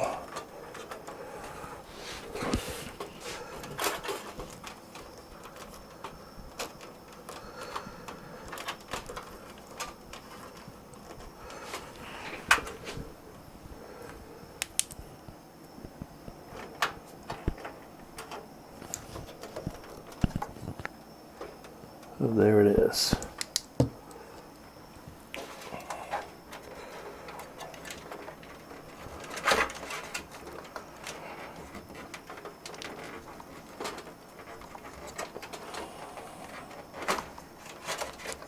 Okay, it's through.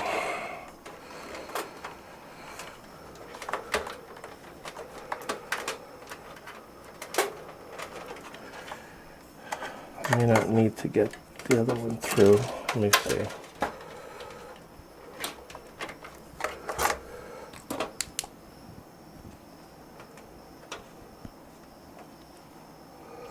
There it is here.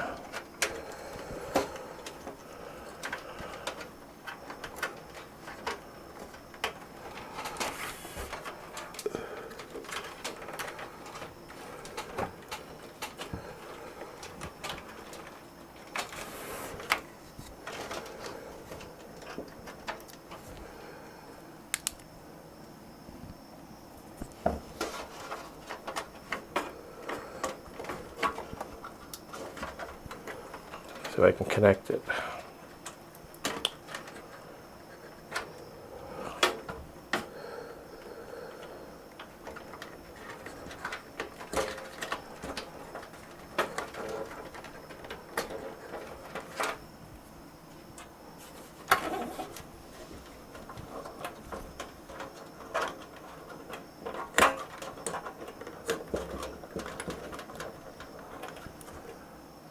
No, I'll have to get them both through, otherwise I can't clear it. So let me do some more wiggling of this cable to get it through there. It's a tight squeeze.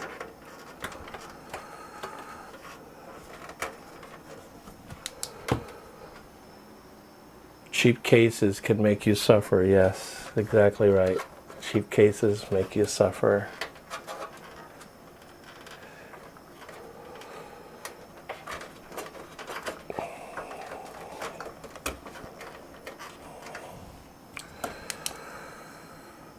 Yep.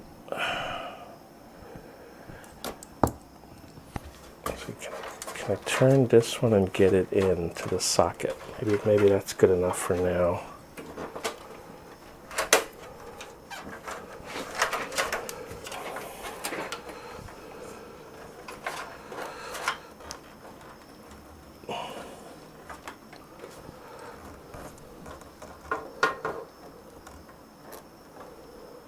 Almost. So close. So close.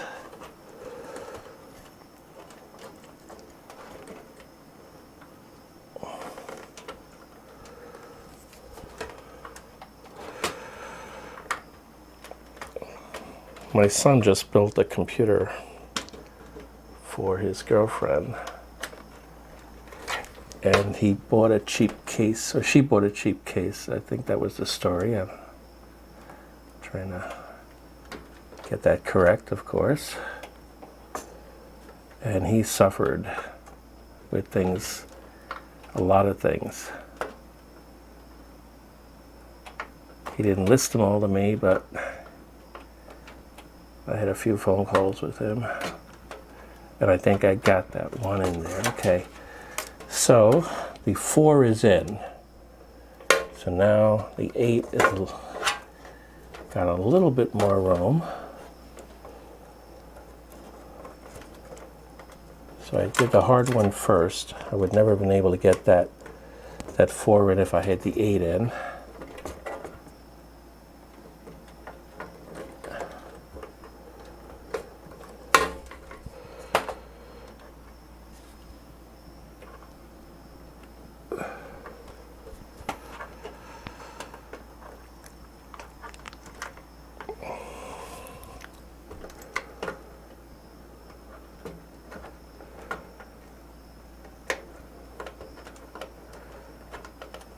Okay, any day now.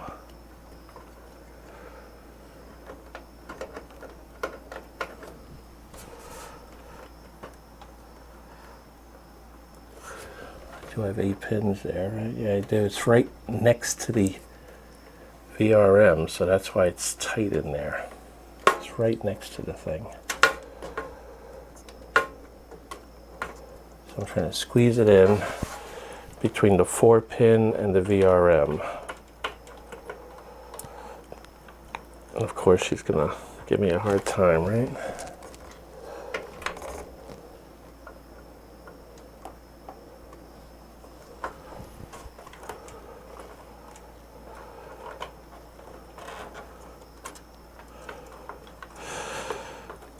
There we go. Oh, and then it popped out. There we go. Got it. Yep, snapped in. Okay, I got them in. Somehow I got them in. Tight squeeze in there. Okay. Whew. I think some of you may know I started out with computers as a mainframe computer technician for a large company at the time that doesn't exist anymore. And we worked with all guys. And a lot of big jobs we could not do on our own. I still remember almost getting electrocuted with a 240 volt motor when I was working with this guy who wasn't the swiftest of people, and he pushed the things the wrong way, and next thing I know I got jolted. 240 volts, and it threw me across the room. And we had these raised floors. It was a regular computer room for a large bank in New York City. It literally threw me across the room when that shock hit me. And I guess I was pretty lucky. But needless to say, the kind of language I used in my younger days, at that time I was what, 18, 19 years old, maybe 20.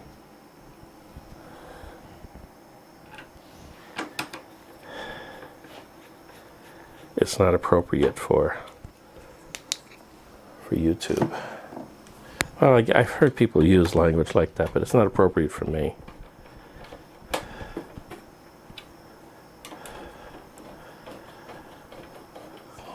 Although I thought it just now, I wasn't going to say it. Okay. I've been screwing, this is what I'm screwing in the power supply at this point. Sorry. I should have kept you guys up with what I was doing. There we go. It is in.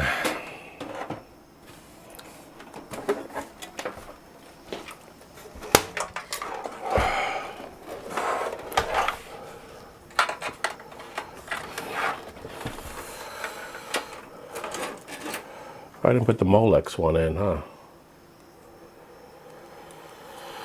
Let me see if I can get that in quickly without too much trouble. Oh, it's all the way back in there. Oh gosh, that was one I should have connected before I pushed in the other cables. I'll try once, and if I can't get it, I won't try too hard. I don't need that. It's just for the RGB strip on the front of the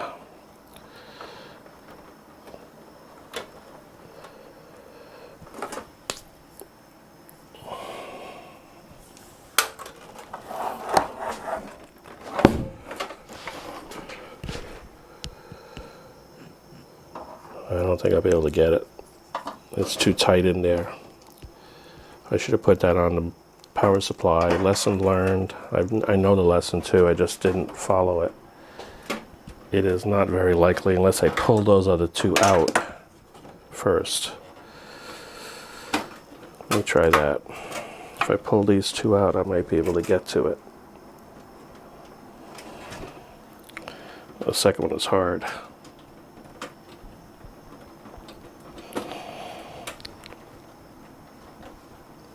In the case that the hard drive thing is riveted in, so I can't even get that out.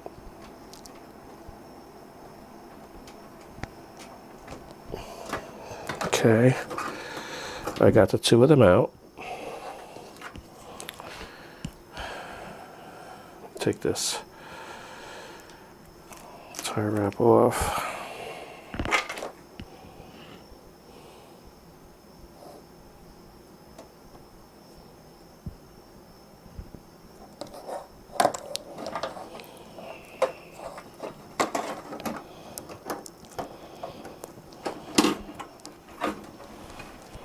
Wow.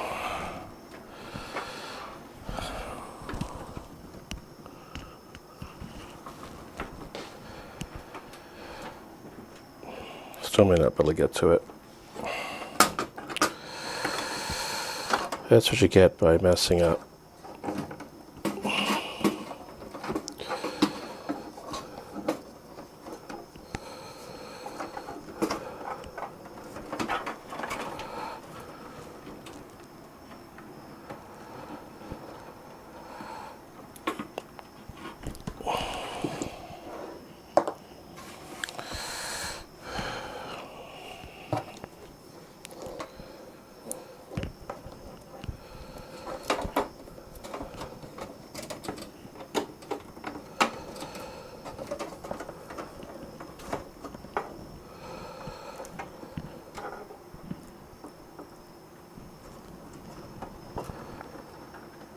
Oh, I think I got it. I think I got it. Let me get the other two back.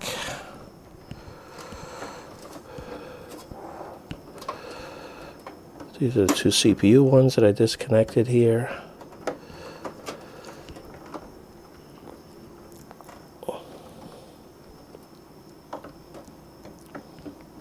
That's one. I may have done it. And two. Whew, that was a pain. What happened? You thought I was going to disappear? I want to get this thing to post if I can, and if it doesn't post, then the stream may end at that point. But I want to do my best to try to get it to post.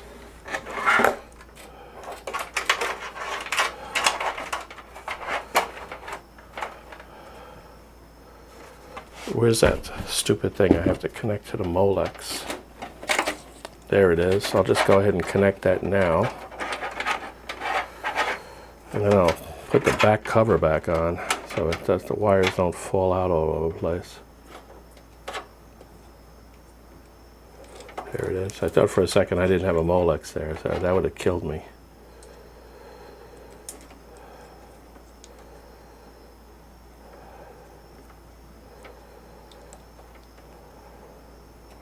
There we go.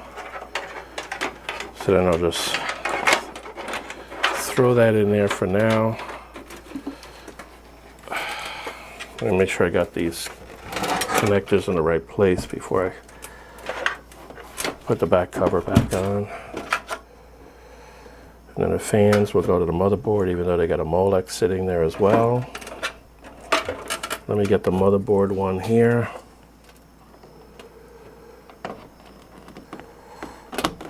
That's the motherboard one. And then this would be for the video card. I'm gonna have to disconnect one of these so I get a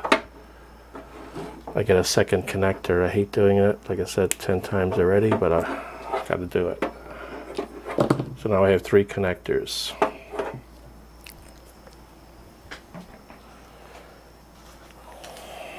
And the rest of these wires, I'm not going to put the RGB on the, I forgot to connect the RGB up to the power supply, but I'm not going to put it. That's not happening. That is not happening tonight. It's nowhere near where I could reach it.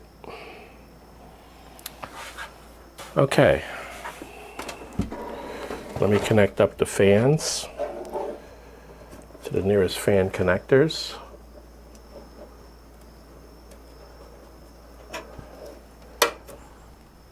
Surprisingly, 6 people are still staying with me, huh?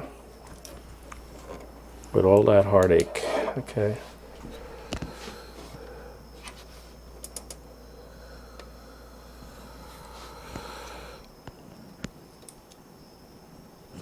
Okay, where are the fan connectors here?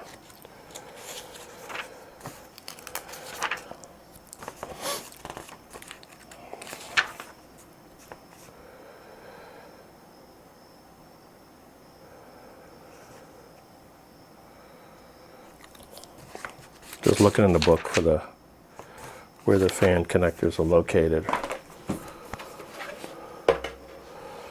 Okay, so where are they? We've got 3 of them down at the bottom.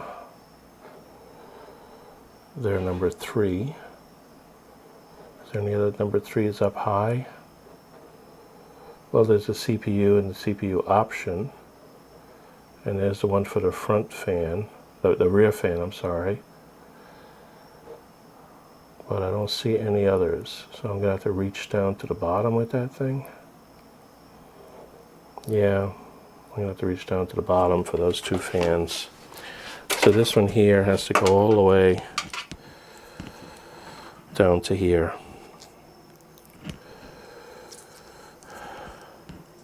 I'm not going to... It's a DC fan.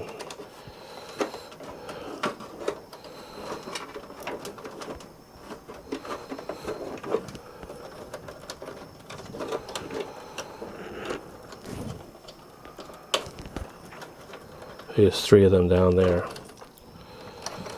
So I'm going to put one there. Where's the other one? I'm going to do this guy.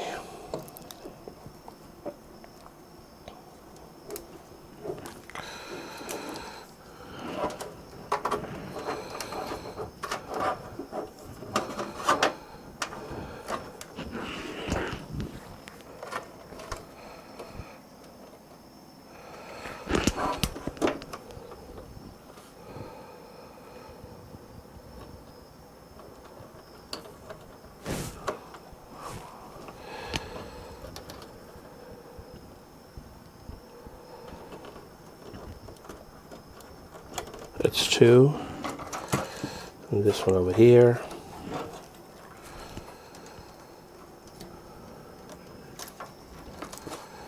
I think SOS being done on my light. I must have hit the wrong button. And then this one over here will go back over here.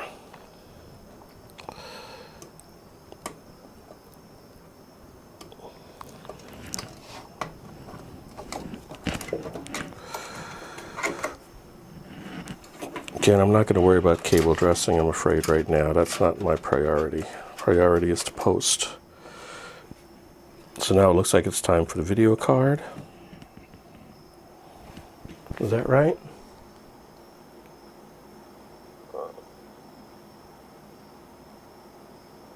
An 18-year-old bought a mainframe? A mainframe on eBay? What kind of mainframe? An IBM mainframe? Those are the most popular.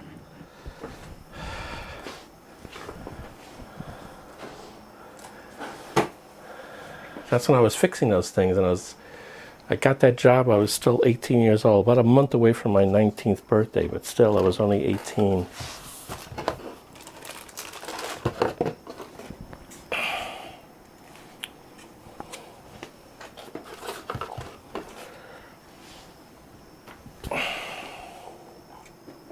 Okay, here comes the graphics card. A Rogue Strix 3070 Ti. I remember the time when I could only dream about a card like this. Things have sure changed.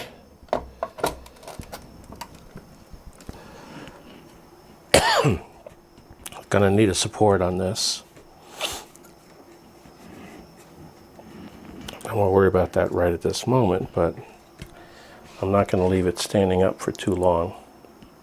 Matter of fact, I don't even need to stand it up to post it. Turn the thing around and just take care of it that way. Hook it up and take care of it. So that's the. Let me connect it up to the chassis first.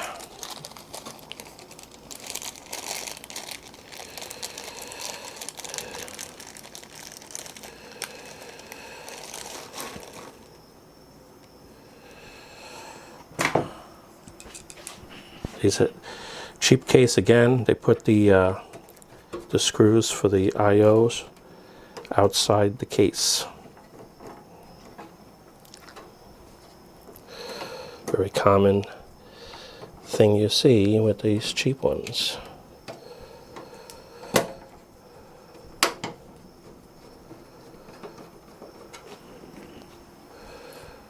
Give me another one here. These are standard 6x32, the same that holds a power supply in, but probably a little bit shorter.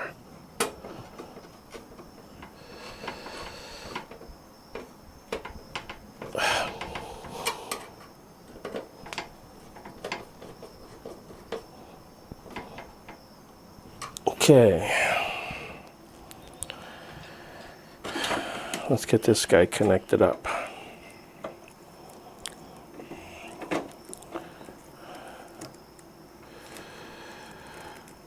Of course, it's upside down, right? Has to be, right?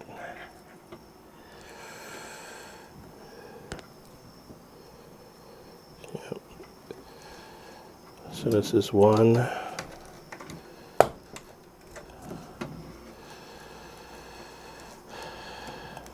When I did that last build on my stream, IBM, do you know what model IBM that was? I didn't work on IBMs, but I knew all about them at the time because we shared the same computer room with them.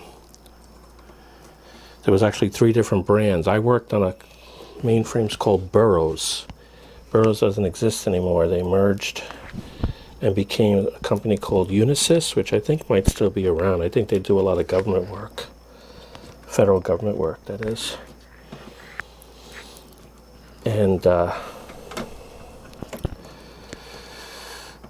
had IBM 370s. They had, that was probably the most popular one.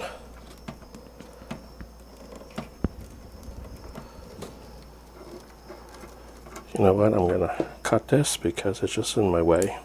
I don't have time to mess with it.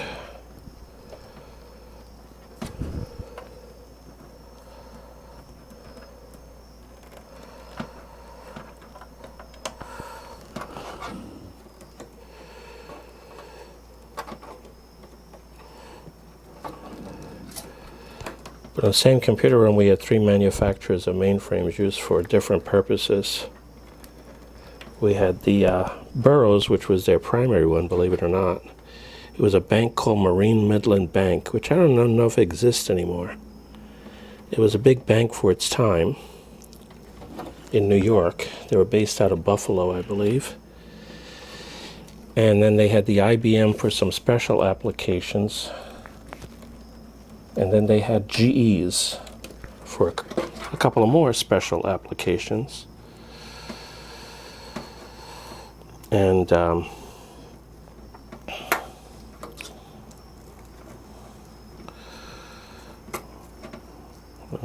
sort of out of order, but that's okay. I don't think it matters. I don't like doing this, but just want to make sure, in case this has sensors on it, which it may, to make sure there's power on all three connectors, that I've met that requirement. IBM Z890, I never heard of that one. Maybe that was one of their mini computers that they were selling toward the end.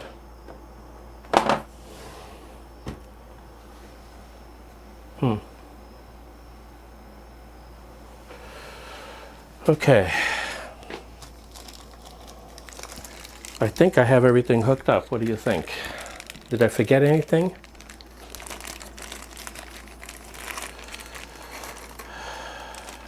I have a keyboard. I have a mouse. I have a video cable connector here. So I think I'm ready to try firing it up, unless you think I forgot something, Catherine. Obviously, I'm not packaging it up right now. Do I have everything? I have this one, I have that one.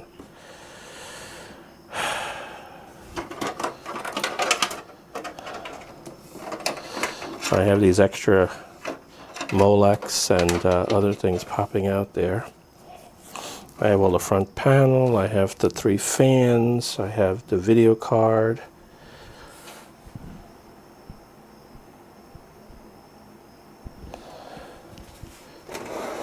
So now I'll just turn it this way, upside down I know, but that way I can reach my cables. And I'll plug this guy in. Where's my HDMI? It's got a lot of DisplayPort connectors on that card. I know there's at least one HDMI though. There it is. There's one HDMI and 4 DisplayPorts.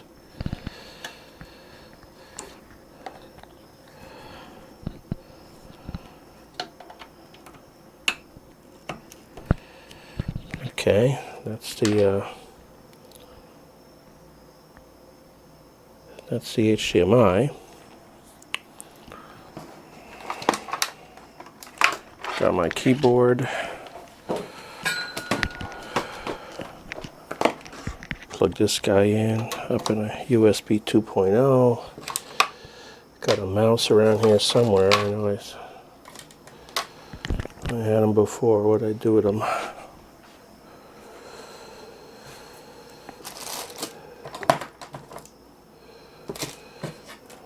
I dropped on the floor.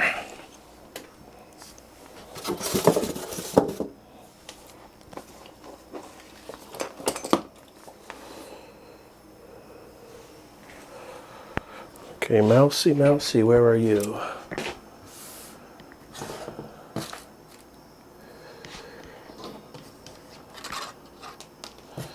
That's my audio wire.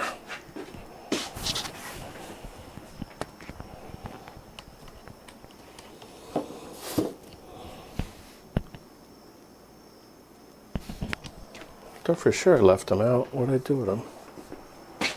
I didn't put them back up on the top, did I? I don't think so. Did he fall back behind there? It's possible. That means he'd be on the floor then.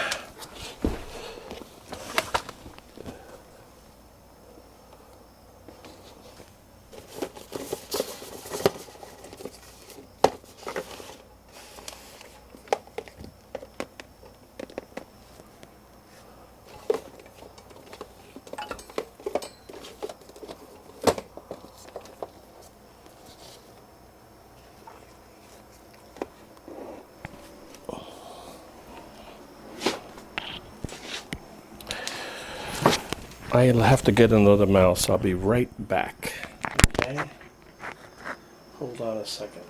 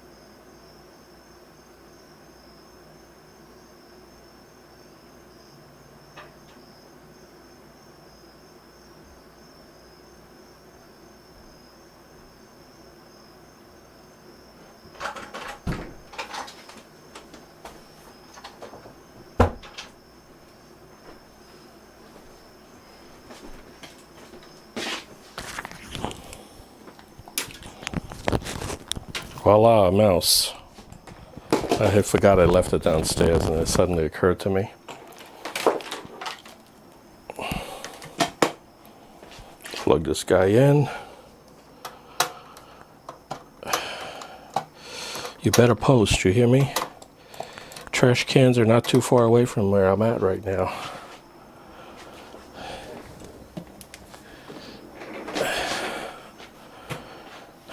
I think that's it, right? Let me power supply. Got to connect the power. Here we got a couple of these down there, power cords.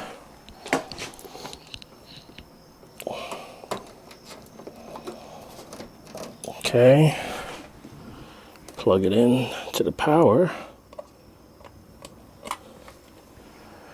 Turn it on.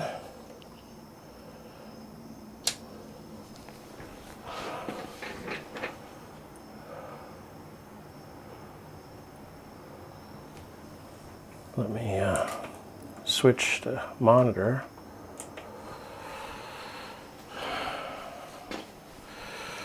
Okay, let's see what happens here when I press the power button.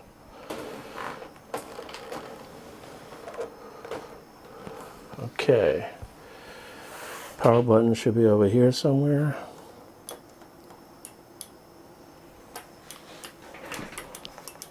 Nothing. I get nothing.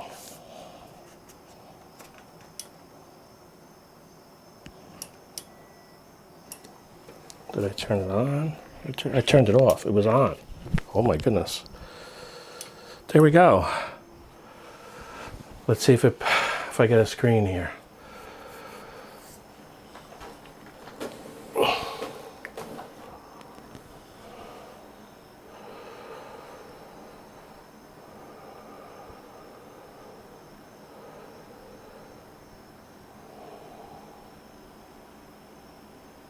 Hey, I see an ASUS screen over here. Let me turn the camera and you'll see what I mean. There we go. American Megatrends. It says new CPU installed. Please enter setup to configure. So I'll hit, is it F1? Yeah. F1. And there we are, we're in the BIOS. I've been in this BIOS before. Remember, we updated it. Got the 3 fans running, DC. Not going to worry about that right now. I got that thing in the water pump. Maybe you were right, Catherine. Maybe I plugged it in the wrong place. I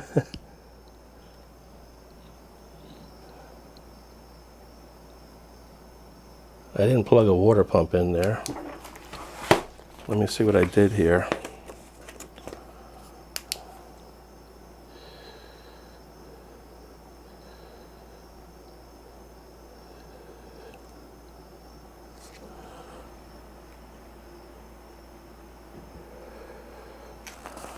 That's that way.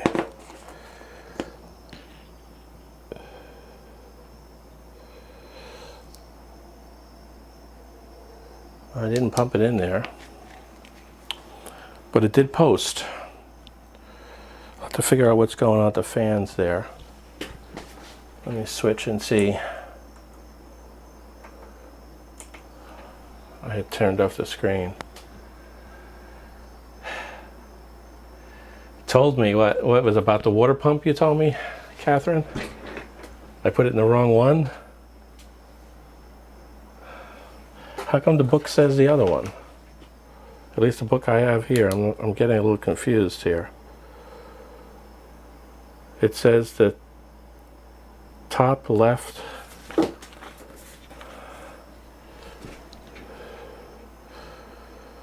me turn this around, you see what I mean.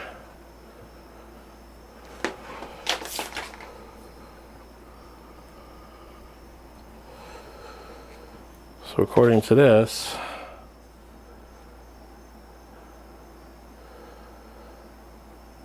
it says the top, from where I'm at, the 3 fans here, it has CPU fan, CPU option, and then AIO pump. So there's a trio of connectors there. This one is what it said was a CPU fan. The one below it is a CPU option. And this one here is supposed to be the water pump. I don't know if we can see it on the camera or not, but let me disconnect the camera so you can see what I'm talking about.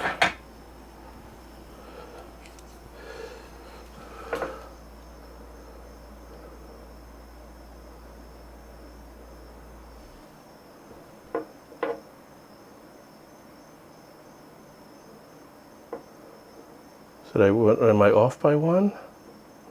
No, that's the RGB. So it says there that the one that I have plugged into is a CPU.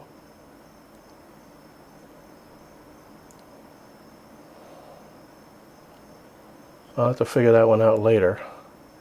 Well, it did post, so that's good.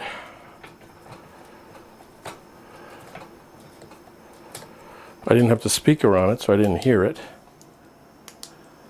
Usually if you have the CPU fan in the wrong place, unless it thinks the fan is the pump, I don't know. Usually you get an error on the motherboard when that happens.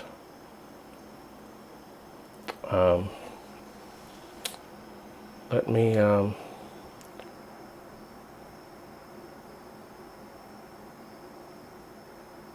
you lost in a PC blind build against the guy I don't watch? The man himself? Okay.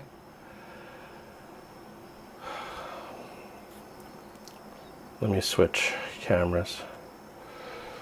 Okay. No air conditioning in here. And stuff all over the place now, as you can see. I think I went way over, 40 minutes over what I would normally want to go. I do appreciate all of those who stuck around. It actually says I still have, like, 7 people on there, 8 people actually, concurrent viewers. So I do thank you. How many? Who are the ones that are on there? Participants.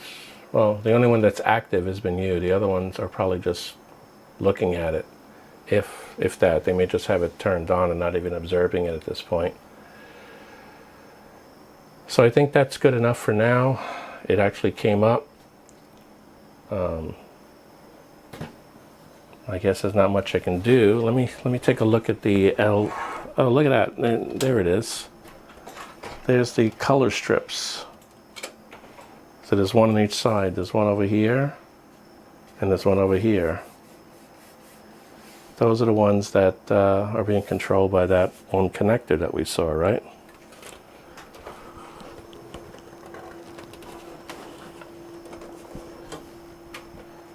Okay.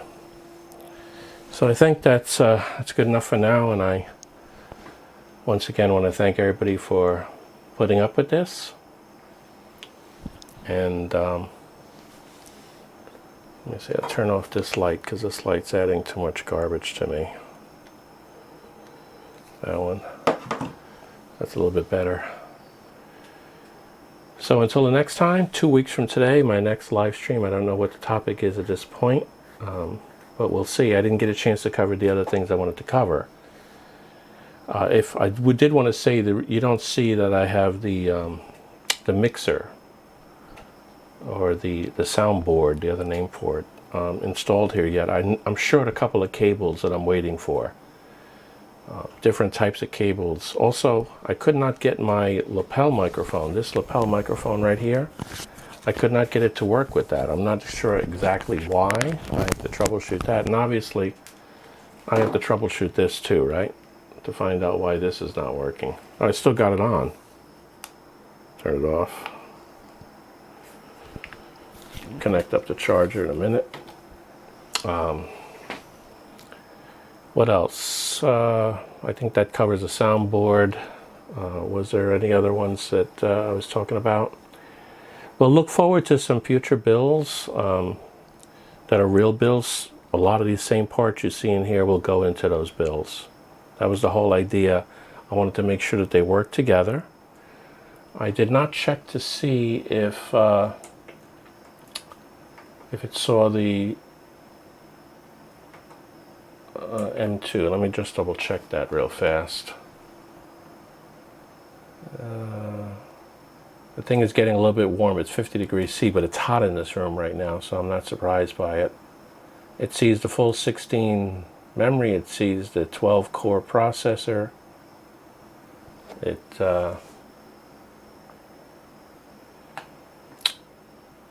where's the advanced?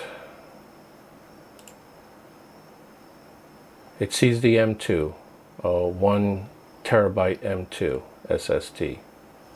Let me take the camera down and show you that.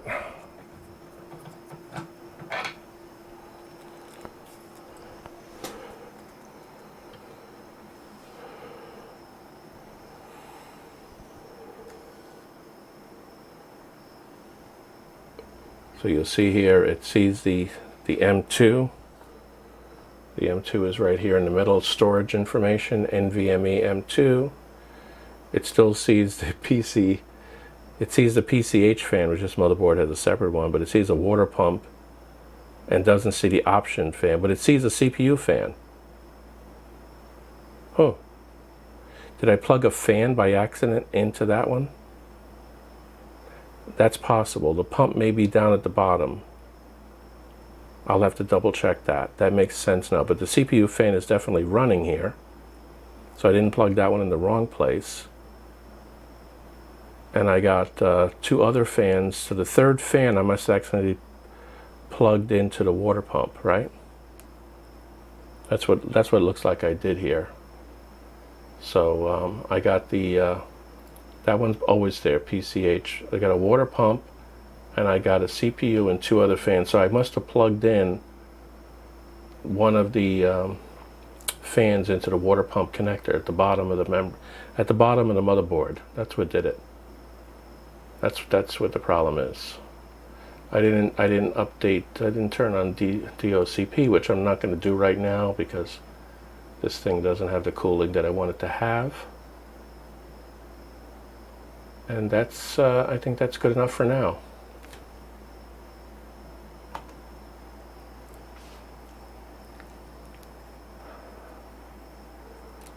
Turn that one off.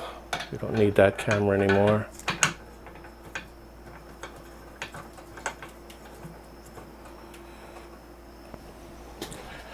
Well, there you go. You got it. I stuck my fingers in the fans. That's not good. It's up and running. It's got the blue fan at the back. It's got the standard AMD fan. It's got the colors, the RGB from the motherboard has some, and the video card has some. So it does have some RGB, right? Everybody likes RGB. Let me shut this thing down.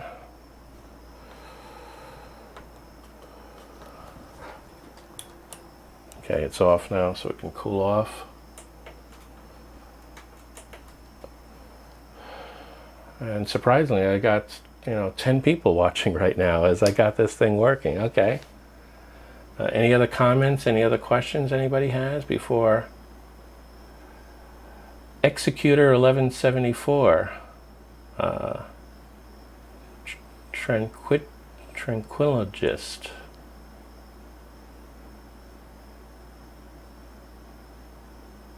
Do not install the armor crate.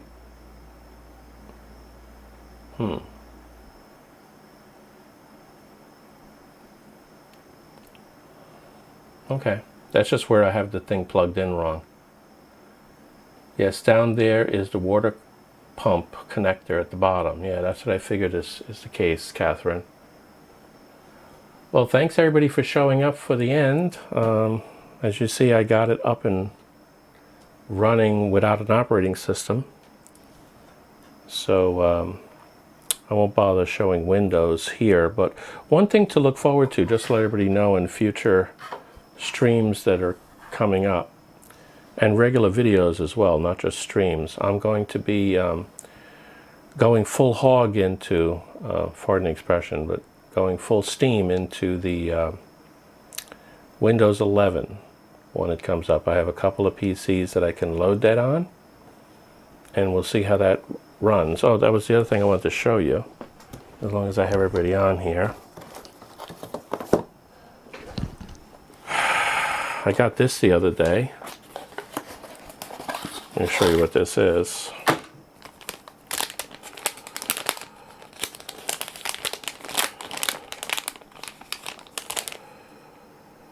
You see this little thing right here? This is a TPM chip.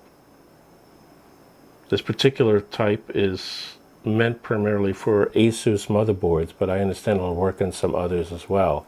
But this is the TPM 1.2.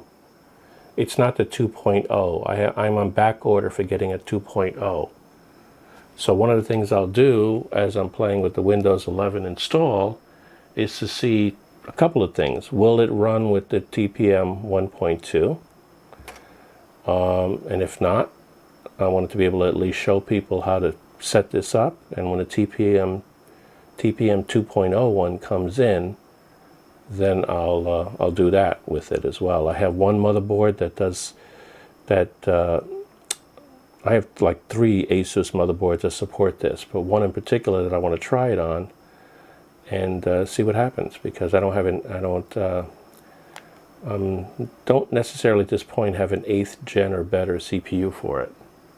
So we'll see what happens. I wanted to show that. So that's an update for my future videos.